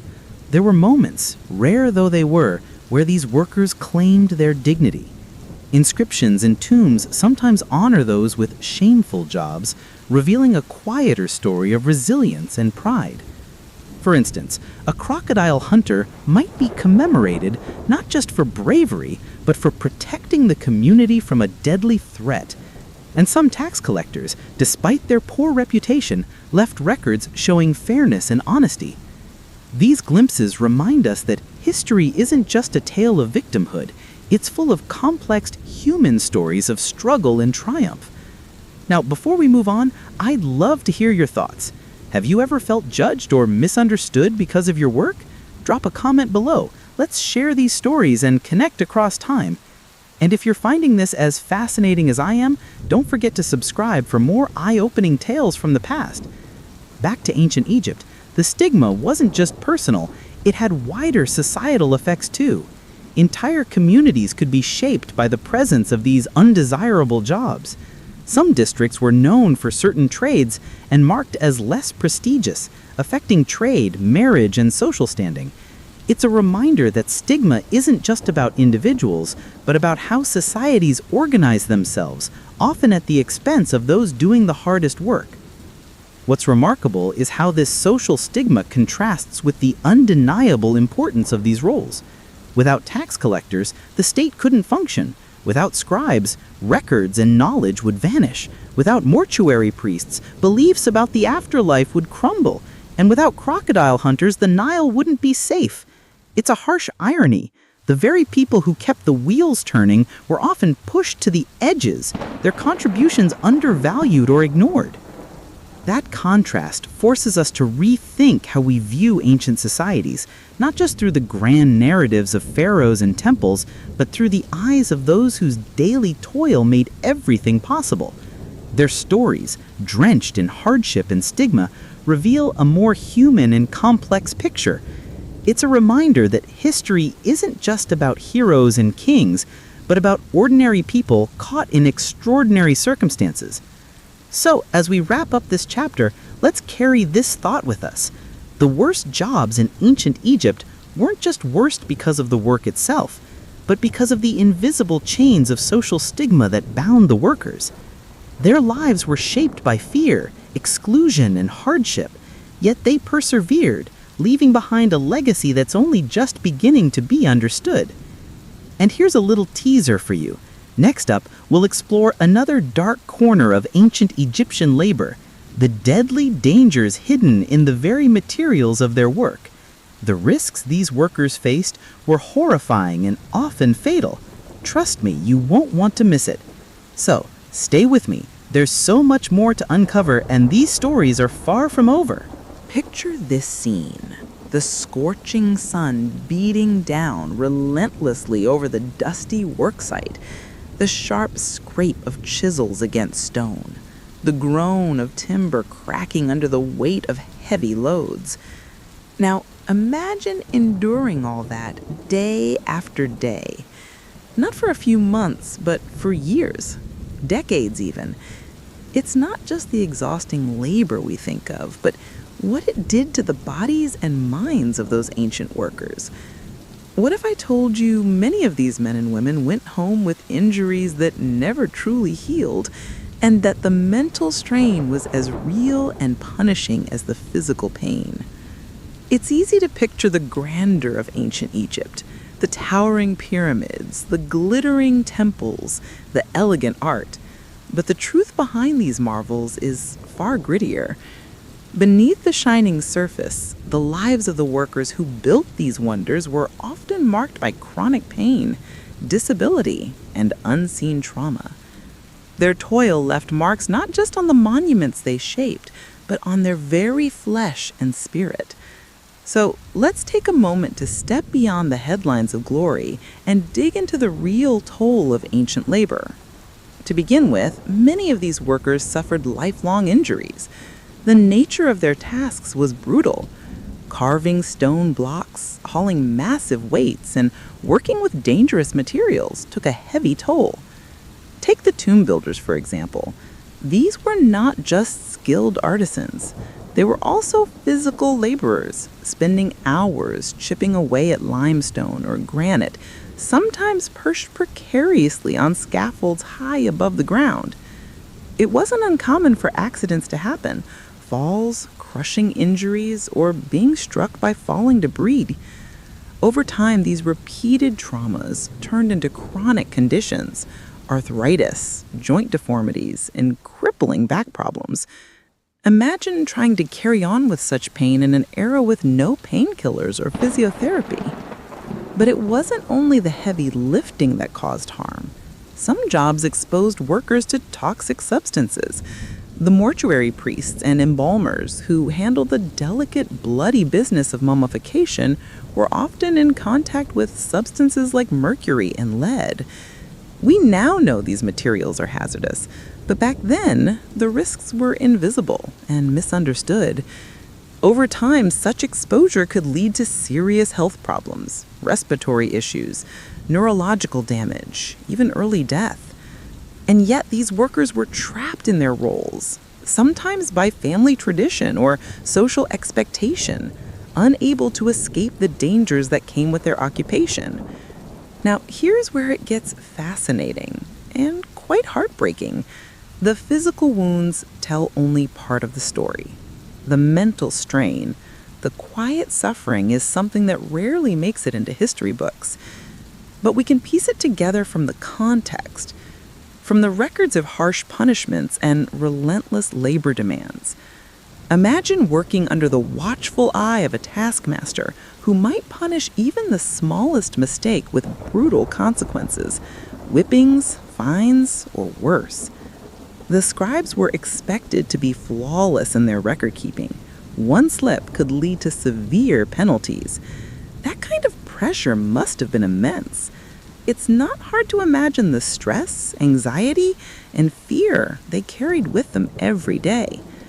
And it wasn't just fear of punishment. The social stigma attached to certain jobs added another layer of mental challenge. Crocodile hunters, for instance. Yes, those daring souls who faced death daily from the Nile's fiercest predators were often seen as outcasts or low-status workers. Their bravery wasn't celebrated in the way we might expect. Instead, their dangerous role isolated them from the community, adding loneliness and social strain to the physical dangers they faced. What's truly remarkable is how the physical and mental burdens didn't just affect individuals. They rippled throughout entire communities. When a worker was injured or ill, their family felt the impact too. In a society where many jobs were hereditary, entire generations might be locked in this cycle of hardship, each child taking on the dangerous or exhausting work of their parents. It's a sobering thought, isn't it? To think that the story of one worker's pain often meant years of struggle for those around them. The collective toll was enormous, shaping the social fabric of ancient Egypt in unseen ways. We can get a glimpse of this from the archaeological evidence. Skeletal remains show signs of repetitive strain injuries, healed fractures, and degenerative diseases that would have made everyday tasks difficult. Some skeletons even tell stories of extreme trauma, broken bones that never properly mended, likely leaving the person disabled. And yet these individuals often lived for years after these injuries, bearing their pain quietly. Imagine the resilience that took. Without modern medicine or support systems, these workers persevered, keeping their communities functioning and their monuments alive. There's almost a quiet heroism in that, isn't there? A testament to human endurance even in the harshest of circumstances. But here's another layer to consider: the emotional toll of such relentless labor and risk. While we can speculate, the ancient texts give us haunting clues. Workers' complaints about unbearable heat, exhaustion, and hunger are recorded on ostraca, those potsherds used as scraps of paper. Some wrote of broken tools, unfair treatment, and the crushing weight of expectations. These fragments of voice echo across millennia, reminding us that behind every stone block and carved hieroglyph was a person enduring hardship, frustration, and fatigue. What if we think about that in terms of mental health? Conditions like chronic stress, depression, and anxiety weren't concepts they named, but the circumstances certainly bred them. Living with constant danger, physical pain, and social isolation would be enough to wear anyone down. And unlike today, there was no safety net, no sick leave, no counseling, no community support groups. Those struggles were carried silently, tucked away beneath the grand history we're so familiar with. Now, you might be wondering, were any of these workers ever able to escape such fates? Sadly, many roles were hereditary, handed down from parent to child, binding families to the same hard lives. This meant cycles of injury and hardship repeated over generations. The notion of changing one's social standing or occupation was rare and difficult. So the physical and mental tolls we're talking about were not just individual tragedies, but ongoing, systemic burdens. Yet, despite all this, the workers of ancient Egypt displayed incredible skill and dedication. Their work created some of the most enduring symbols of human civilization. It's strange to think that the beauty and majesty we admire today were bought at such a high cost. And I hope this reflection brings a little more empathy and understanding for those behind the scenes, those whose stories are not written in stone, but in pain and perseverance. So, next time we marvel at a pyramid or a temple, let's remember the hidden sacrifices beneath the surface, the aching backs, the bruised spirits, and the minds burdened by endless toil. These were real people facing real suffering, yet powering some of history's greatest achievements. And here's a thought to leave you with. What if modern work, with its own stresses and strains, is not so different after all? Maybe recognizing the shared human experience across millennia can help us appreciate the resilience and dignity of all workers, past and present. All right, that's enough heavy reflection for now. Up next, we're turning to some of the downright dangerous jobs that these ancient folks braved, some so terrifying you'd shudder just hearing about them.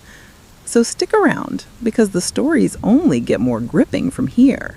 What if I told you that for many folks in ancient Egypt, the choice of job was no choice at all? Imagine being born into a world where your future was decided before you could even say your first word, where the work you do wasn't about passion or skill, but pure survival, or more accurately, mere existence. This wasn't just a matter of hardship or bad luck, it was a rigid system, a society shaped so firmly by class, heritage, and economics that escaping certain dreadful jobs was almost impossible.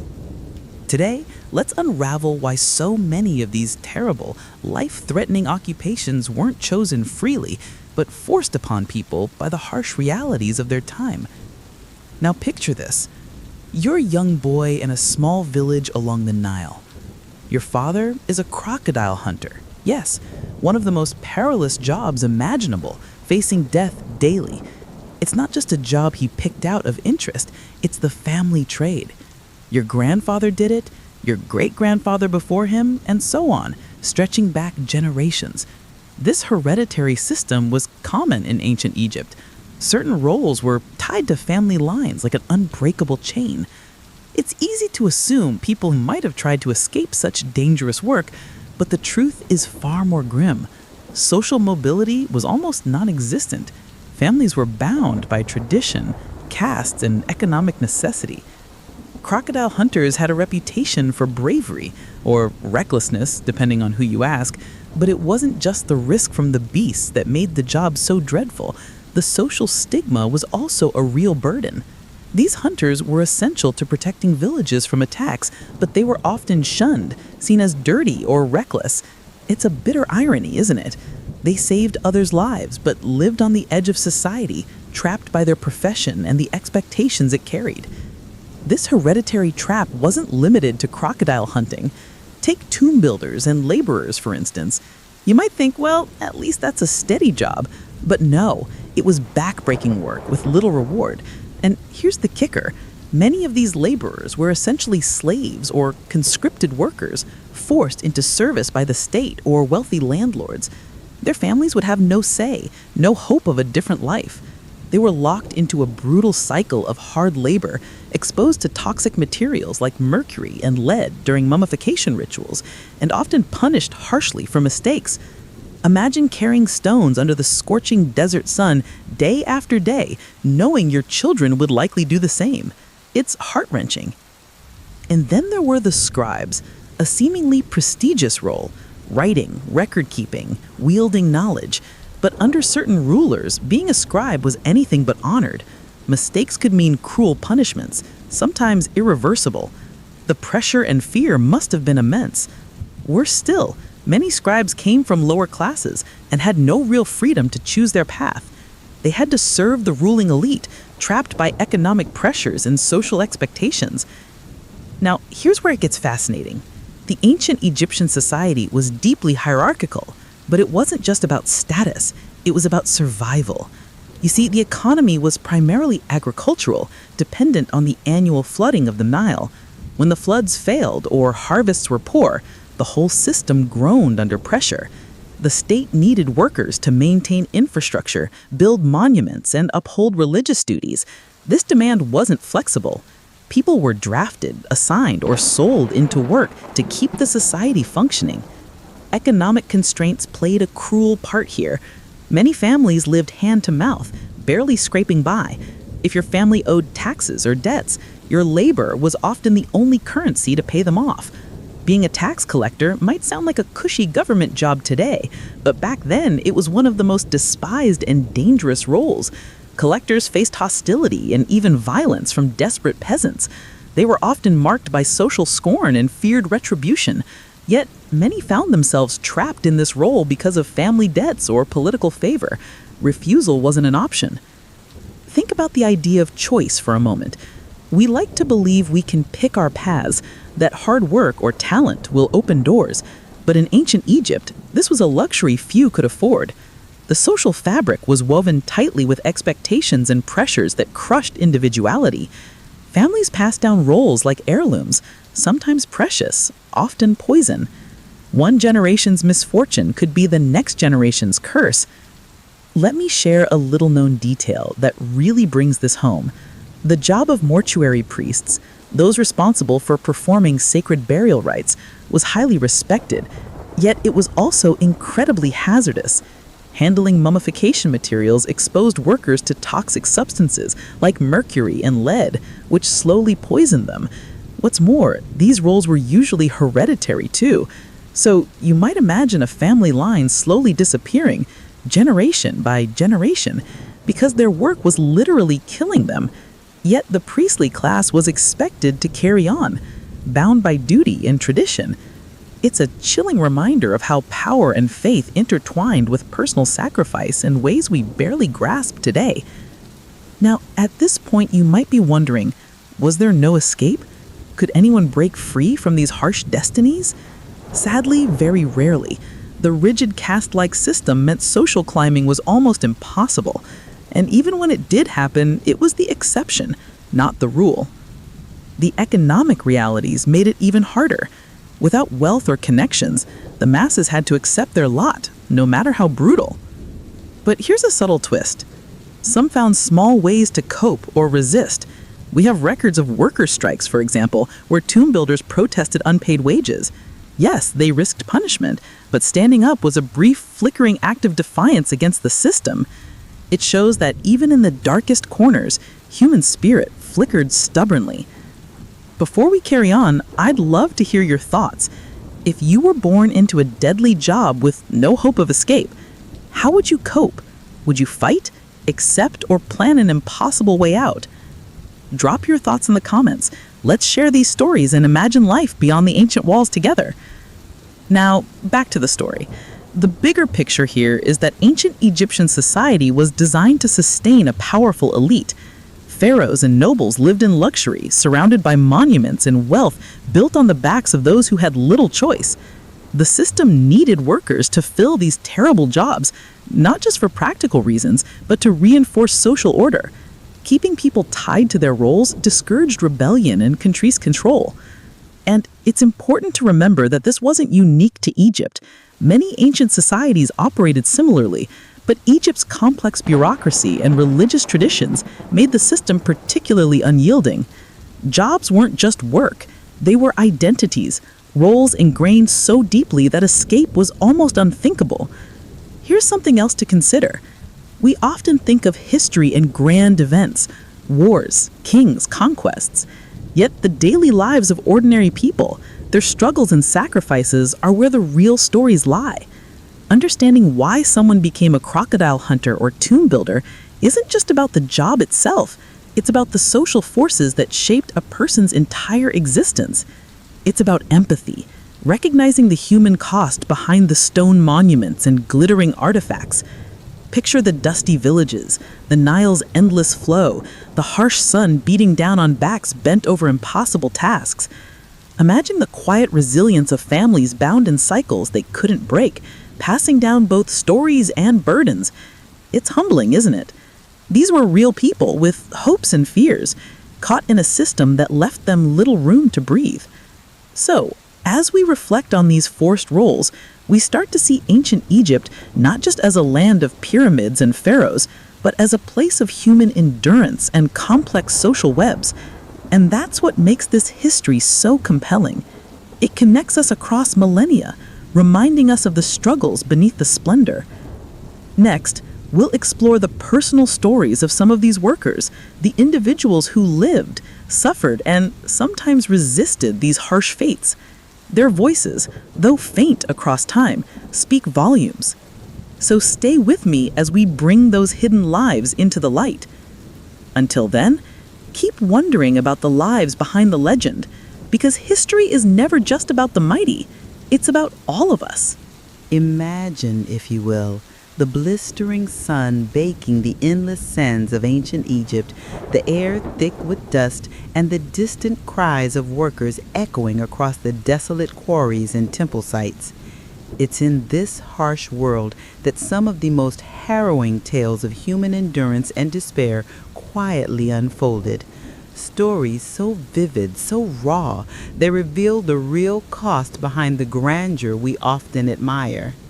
Now, you might think of ancient Egypt and picture majestic pyramids, gleaming golden artifacts, or Pharaoh is draped in splendor. But what about the men and women whose lives were shaped by jobs so brutal, their stories barely whispered by history?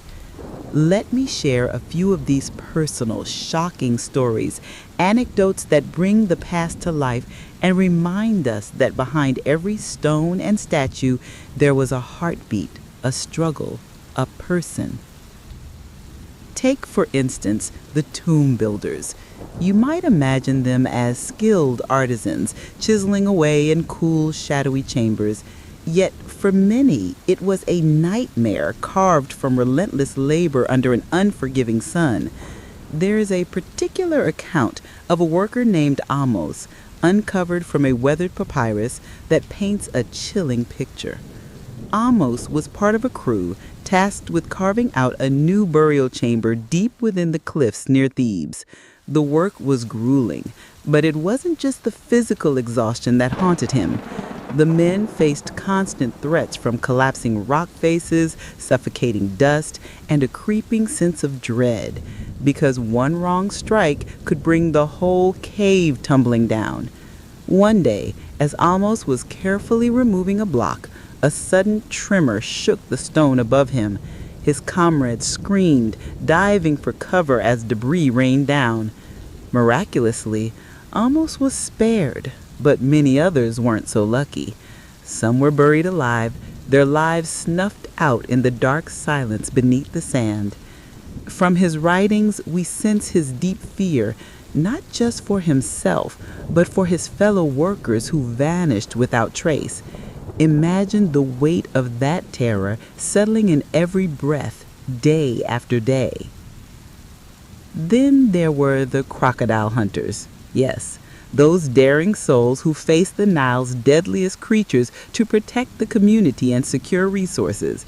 You might picture them as fearless warriors, but the truth is far more sobering. One account tells of a man named Kybri, a hunter with a reputation for bravery, but also a trail of scars worn like badges of survival. The crocodiles weren't just beasts. They were death itself, lurking beneath the murky waters. Kybri's tale is a gripping one. On a fateful day, as he waded through the reeds, spear poised, a massive crocodile lunged at him. The struggle was brutal and swift. Though he managed to kill the beast, he suffered grievous wounds, deep bites that became infected in the heat, threatening his life. Yet in those times, medical help was limited, and infections often meant a slow, agonizing death. Kybri survived, but many others did not. The crocodile hunter's life was a gamble, one that could cost everything in an instant. Now, here's where it gets even more heart-wrenching. The mortuary priests, those we imagine as sacred men conducting solemn rituals, were also trapped in a world of danger and despair. Their job was to prepare the dead for the afterlife, a task revered but physically perilous. These priests handled toxic substances like mercury and lead used in embalming processes to preserve the bodies. Over time, exposure to these poisons took a heavy toll. One priest named Mary left behind records of sudden illnesses plaguing his temple. His colleagues suffered from chronic pain, tremors, and mysterious ailments that no healer could cure. It's thought now that mercury poisoning was the culprit, silently corroding their health as they performed sacred rites. Mary's own fate was bleak. He vanished from records after only a few years, likely succumbing to the merry rituals meant to honor the dead. It's a stark reminder that even the most revered jobs were tinged with peril. And what of the scribes? Those scribes we often associate with wisdom and literacy. Their role was crucial, recording taxes, decrees, and stories. Yet under harsh rulers, their lives were anything but safe. Mistakes could lead to brutal punishments, sometimes even death. There's a haunting tale of a scribe named Ptahhotep who painstakingly copied royal orders but was accused of an error in the tax ledgers.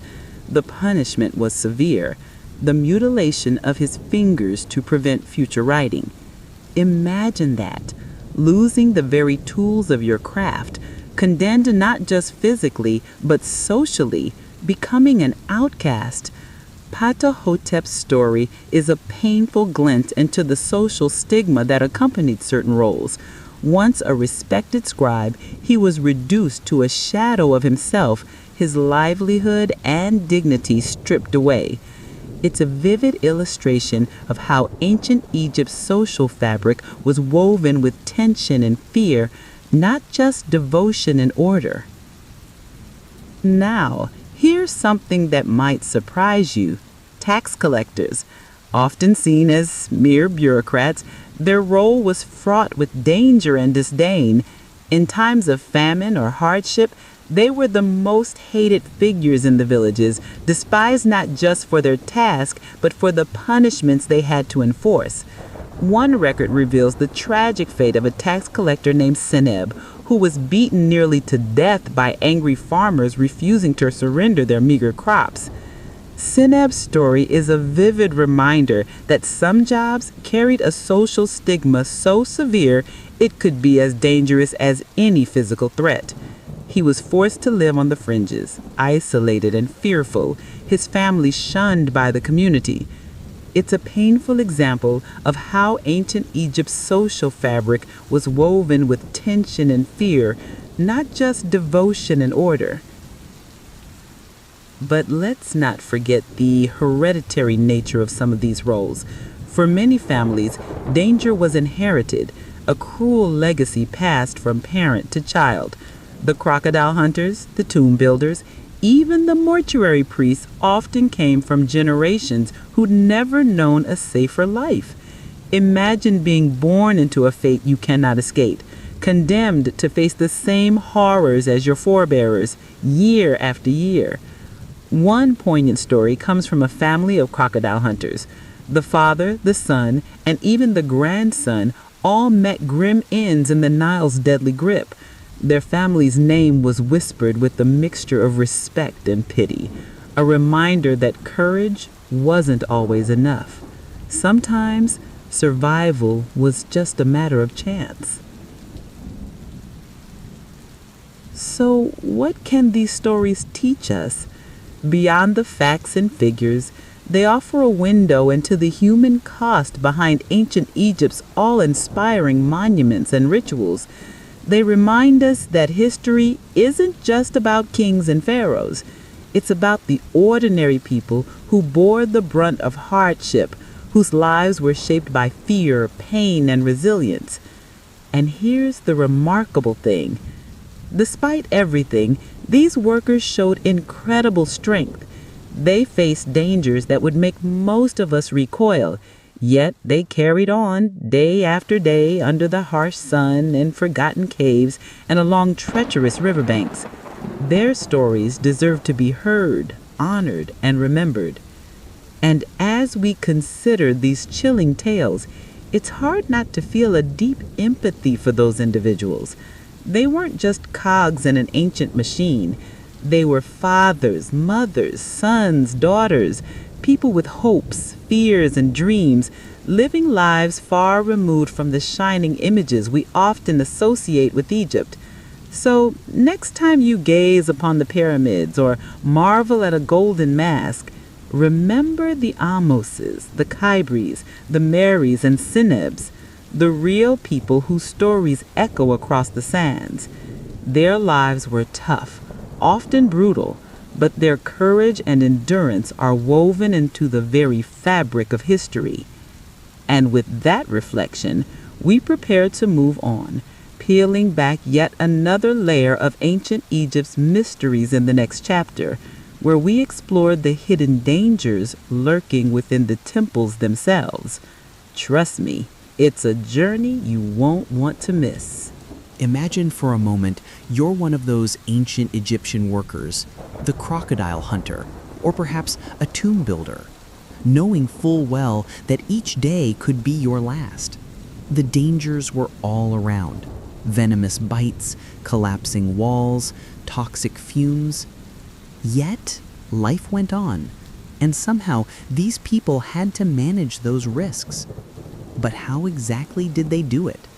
Was there anything in place to protect them, or were they left to brave those horrors completely on their own? Well, the truth is, ancient Egyptians did try. They weren't simply reckless or indifferent to the dangers their workers faced. In fact, there were surprisingly organized attempts to manage the risks, even if, by our standards today, they might seem a bit rudimentary. Now, before we dive in, I'd love to know what you think. Do you reckon any job from thousands of years ago could have safety measures? Or was it just pure luck if you made it through the day?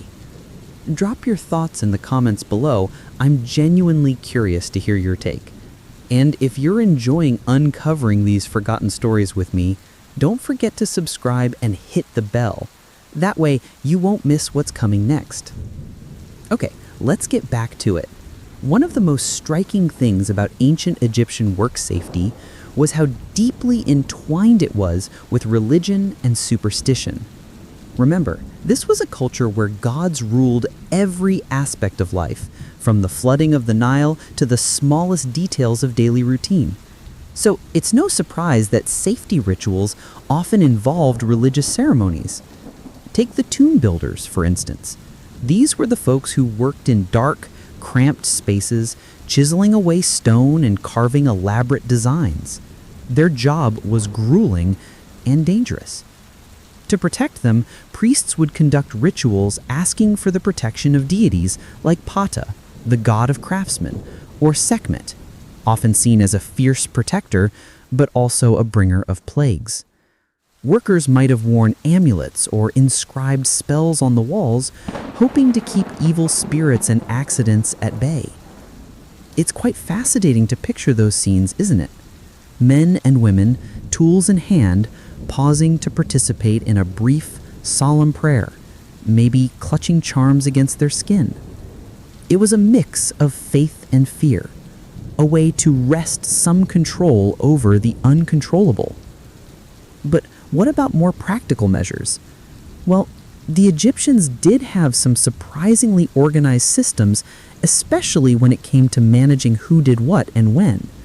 They knew that pushing workers too hard could lead to disaster, so shifts were often carefully scheduled to avoid exhaustion. In some cases, we find evidence of medical practitioners on site, ready to tend to injuries, a far cry from the idea of someone simply being left to their fate. The records also show that negligence wasn't taken lightly. For scribes or officials, the consequences of mistakes could be harsh, sometimes even fatal.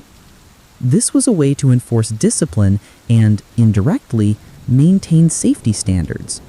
If you botched a job, especially one involving precious resources or delicate ceremonies, you might face severe punishment.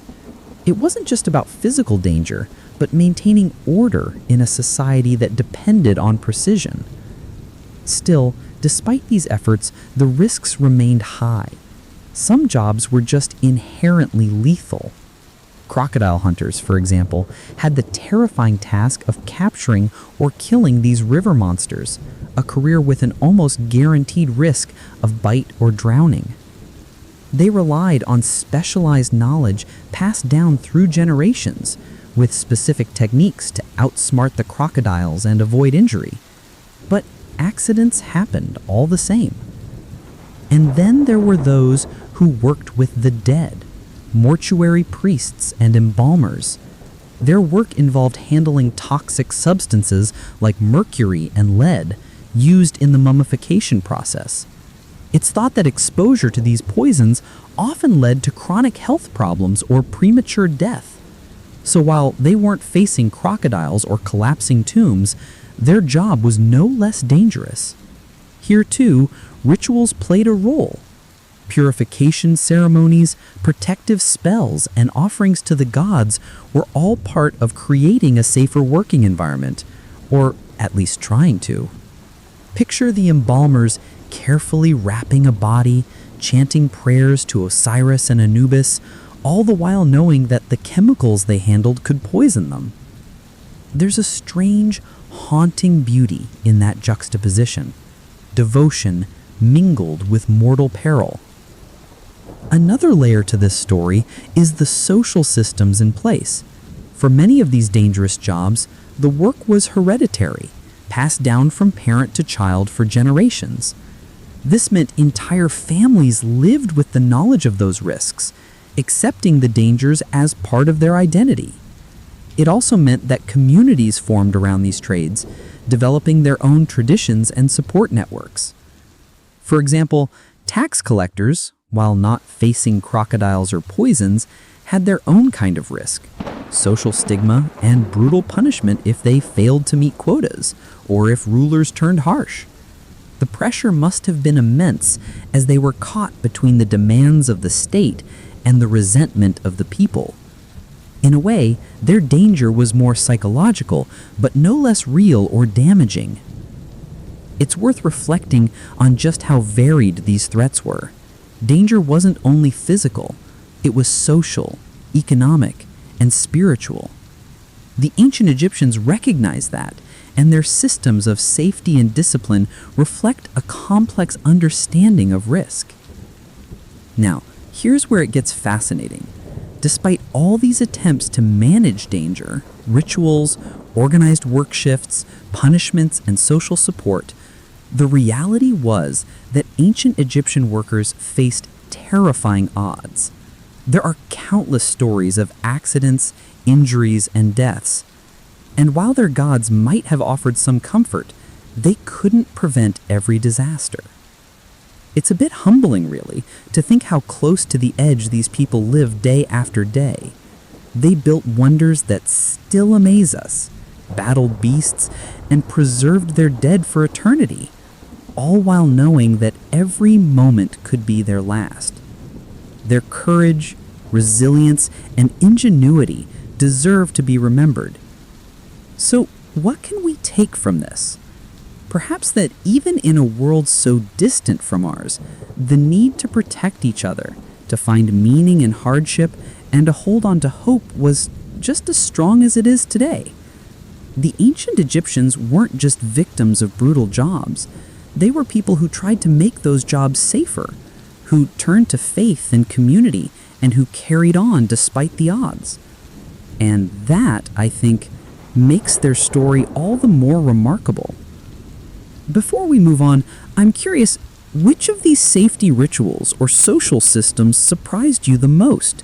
Did you expect the ancient Egyptians to be so organized, or did you think they'd simply accept the dangers without protest? Share your thoughts. Let's keep the conversation going.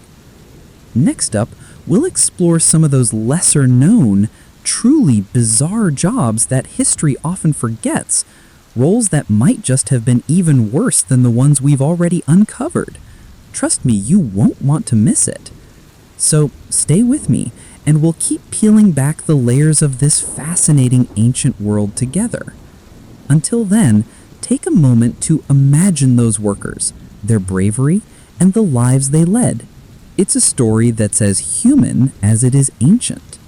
What if I told you that the dreadful jobs of ancient Egypt still have something quite important to teach us today? I know, it sounds a bit strange, doesn't it? After all, those workers were living thousands of years ago in a world so different from ours. But when you really think about it, the echoes of their hardships ripple right through to modern times in ways we might not expect. Let's start by picturing those ancient workers, the tomb builders, mortuary priests, crocodile hunters, even the scribes under ruthless rulers. Their days weren't just tough, they were riddled with danger, pain, and social scorn. These weren't jobs you'd simply clock out from and forget. No, many of those roles were hereditary, forcing generations into a cycle of suffering. Harsh physical labor, exposure to deadly toxins like mercury and lead, the constant threat of injury or death, these were daily realities. And yet, these people kept going because society demanded it and the system offered little choice. Now, here's where it gets fascinating. These stories of ancient hardship aren't just distant histories to marvel at. They're a mirror reflecting struggles that persist today. Think about it. Around the world, there are still millions whose work puts their health and safety at serious risk. Workers in hazardous industries, those trapped in cycles of poverty and dangerous labor, many facing social exclusion and injustice. The past is not so far removed from the present after all. I want you to imagine for a moment the tomb builders, sweating under the relentless Egyptian sun, chiseling away at stone blocks heavier than most of us could lift. They weren't just shaping monuments, They were carving out the extravagant, eternal resting places for the powerful elite. But for themselves? Well, they had little hope of comfort or safety. Their labor was relentless, their bodies breaking down over time. And yet, their names and stories were barely recorded, sometimes not at all. It's a stark reminder of how societies often value some lives more than others. Similarly, the mortuary priests, charged with the sacred task of preserving the dead, worked with substances so toxic that many undoubtedly suffered lasting health issues. Imagine handling mercury and lead every day, substances we now know to be extremely harmful. They were the unseen guardians of eternity, their work vital to religious beliefs and cultural traditions, yet they faced serious physical consequences. Fast forward to today, and we find echoes in occupations where workers are exposed to dangerous chemicals or environments, sometimes with little protection or acknowledgement. There's also the crocodile hunters, a job that sounds almost mythic. These were the people who risked life and limb confronting one of the most fearsome predators on the Nile. Death was a constant companion. It's hard not to admire their bravery, but it's equally hard not to question why such perilous tasks were necessary and why so few options existed for those trapped into them. It forces us to reflect on the value we place on human life and safety in any job, no matter how menial or risky. What about those scribes then? On the surface, it might seem like a privileged role, a job involving knowledge, literacy, and administration rather than brute force. Yet under certain harsh rulers, scribes faced cruel punishments for the smallest errors. Imagine the pressure of writing official documents where one slip-up could cost you dearly, even your life. The stress must have been overwhelming. It's a stark contrast to our modern understanding of clerical work, but the underlying theme, the unforgiving nature of some workplaces, remains painfully familiar. So, what do we take from all this? Why does any of it matter to us now? First, these stories are a powerful reminder that labor struggles aren't new. The fight for fair treatment, safety, and dignity at work stretches back millennia. When we hear of ancient workers enduring unimaginable hardships, it helps us appreciate the rights and protections many of us now take for granted. But it also reminds us that those gains are fragile and must be continually defended. Around the globe today, many still face conditions that are, frankly, horrifyingly reminiscent of those ancient jobs. Secondly, understanding the social stigma and dangers faced by these ancient workers fosters empathy. It's easy to view history as a series of facts and dates, but when we dig deeper, we see real people living challenging lives. And in recognizing their struggles, we reconnect with our shared humanity. It encourages us to respect and value workers everywhere, those who build, clean, care, and create, often out of sight and without much recognition. There's also a lesson about the importance of choice and opportunity.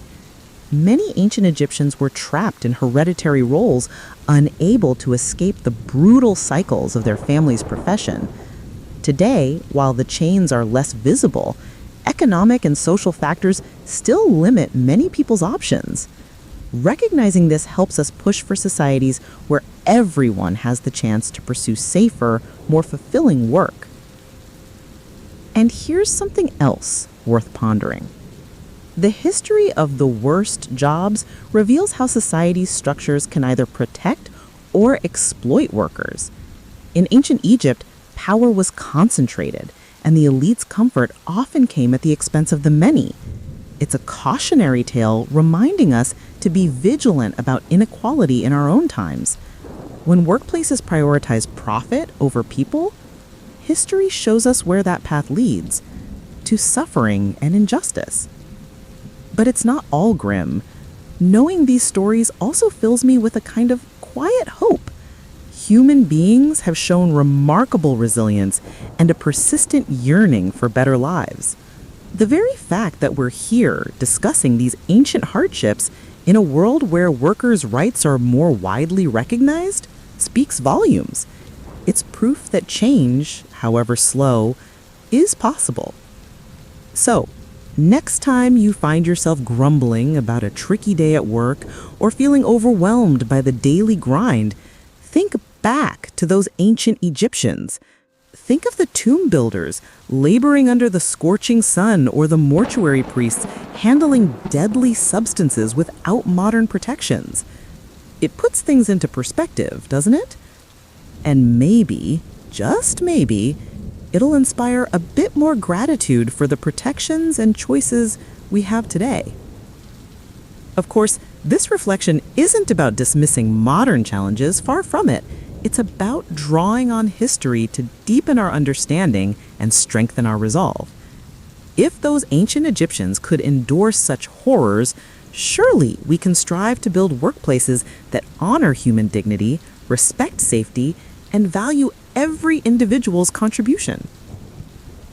Now, here's a question for you. How might our world change if more of us carried this awareness with us? If we remembered that every job, no matter how small, deserves fairness and safety? Imagine a future where the stories of ancient hardship fuel progress rather than repeat cycles of exploitation.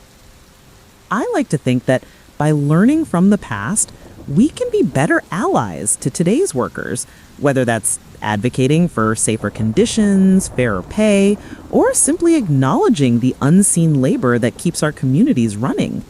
It's a powerful way to connect across time, to honor those who came before, and to commit to a more just future. So, as we bring this chapter to a close, keep this thought close. The worst jobs of ancient Egypt were more than just cruelties of their time. They are lessons etched in stone, reminders that labor is about more than just work. It's about humanity, respect, and the right to live with dignity. And if this reflection leaves you curious about what's next, well, you're in for a treat. We're about to explore stories that, while different, carry their own lessons and surprises. So stay with me. There's much more to uncover, and I promise it'll be worth your while. Until then, let's carry these ancient voices with us as a quiet call to value every hand that builds our world, past and present. So here we are, at the tail end of our journey through the ghastliest jobs that ancient Egypt reluctantly handed out. It's quite something, isn't it? To think of the daily grind for those poor souls, some forced to brave death's shadow every single day, others burdened with tasks so grim and unforgiving that even now, thousands of years later, it sends a shiver down our spines. We've walked through dusty tomb sites where builders risked collapsing walls and back-breaking labor, felt the chilling weight of mortuary priests dealing with the sacred yet toxic art of mummification, and looked into the jaws of death with crocodile hunters who faced nature's fiercest predator up close. But it's not just the physical dangers that struck me. Oh no, it's the social and psychological toll, the stigma, the cruel punishments, and those hereditary chains that kept families trapped in cycles of suffering. Now, you might wonder why we'd want to peek behind these ancient curtains of hardship. After all, who wants to dwell on the unpleasant? But here's the remarkable thing. These stories, as grim as they are, help us understand the real lives behind the monuments and the golden artifacts. They remind us that history isn't just about kings and queens, but about the everyday people, often hidden, who built that world with sweat, pain, and sometimes sheer terror. Take those tomb builders, for instance. You'd imagine them as mere craftsmen, but they were more like soldiers in a battle against time and nature. The heat was relentless, the air thick with dust and stone chips, and the risk of injury was constant. If a block slipped or a scaffolding gave way, it wasn't just a bad day at work. It could mean disability or death. And all this under the watchful eye of overseers who demanded perfection. One slip, one mistake, and punishment could be brutal. Imagine, if you will, the pressure that must have weighed on their shoulders day after scorching day. Then there were the mortuary priests, guardians of the sacred rites, working with embalming substances that were as poisonous as they were mysterious. Mercury, lead, and other toxic materials filled their daily lives. Their hands, tasked with preserving life through death, were exposed to chemicals that would slowly gnaw away at their health. And yet their work was vital for the ancient Egyptians' belief in the afterlife. It's a paradox that's both fascinating and heartbreaking. A sacred duty laced with hidden dangers. And what about those crocodile hunters? Now that's a job that would make even the bravest hesitate. Picture the sun blazing down on the Nile's muddy banks as these men waded into murky waters, armed with spears or nets, stalking beasts that could snap a man in two without a second thought. Death wasn't just a possibility, it was a near certainty for some. It's almost unfathomable the courage, or perhaps desperation, it took to keep doing that day after day. But it wasn't just the physical risks. Some jobs came with social scars that ran as just as deep. Tax collectors and scribes under harsh rulers could be seen as villains, despised by the very people they served.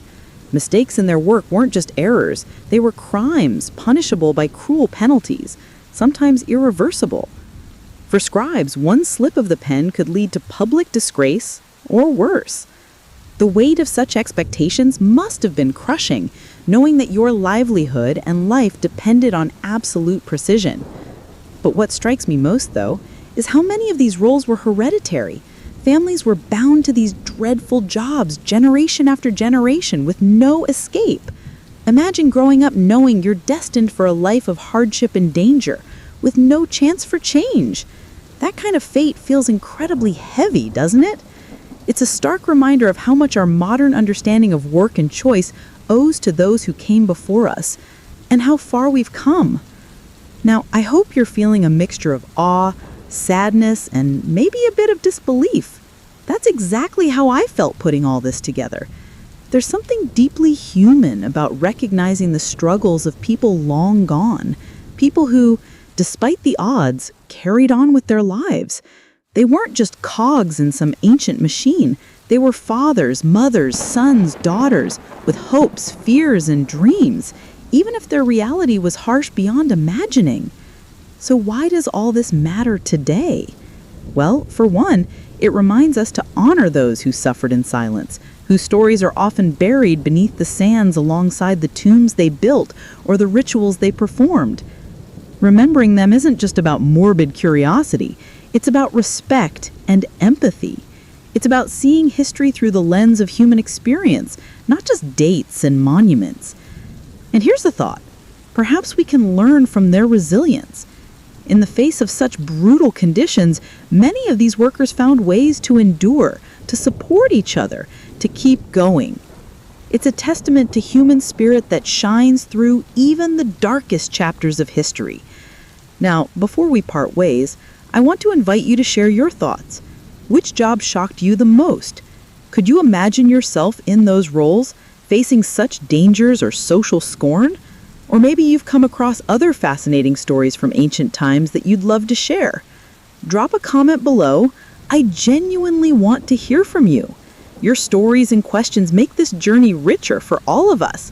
And while you're at it, if you enjoyed walking through these hidden corners of history, don't forget to like and subscribe. It really helps this little corner of curiosity grow and thrive. Remember, history isn't just something in books or museums. It's alive in the stories we tell, in the connections we make, and in the lessons we carry forward. By digging into the harsh realities of ancient Egypt's worst jobs, we keep those lives alive, honoring them in the most meaningful way. So, thank you for sticking with me through this exploration. I hope it's left you with a new appreciation for the past, and maybe a little wonder at the resilience of people who lived in times so different, yet so human. Until next time, take care of yourselves and each other. And remember, we're all part of this incredible story, connected across centuries by the simple, profound fact that we work, we struggle, and we endure. Cheers for joining me on this journey. See you soon. Let me know what you think in the comments below.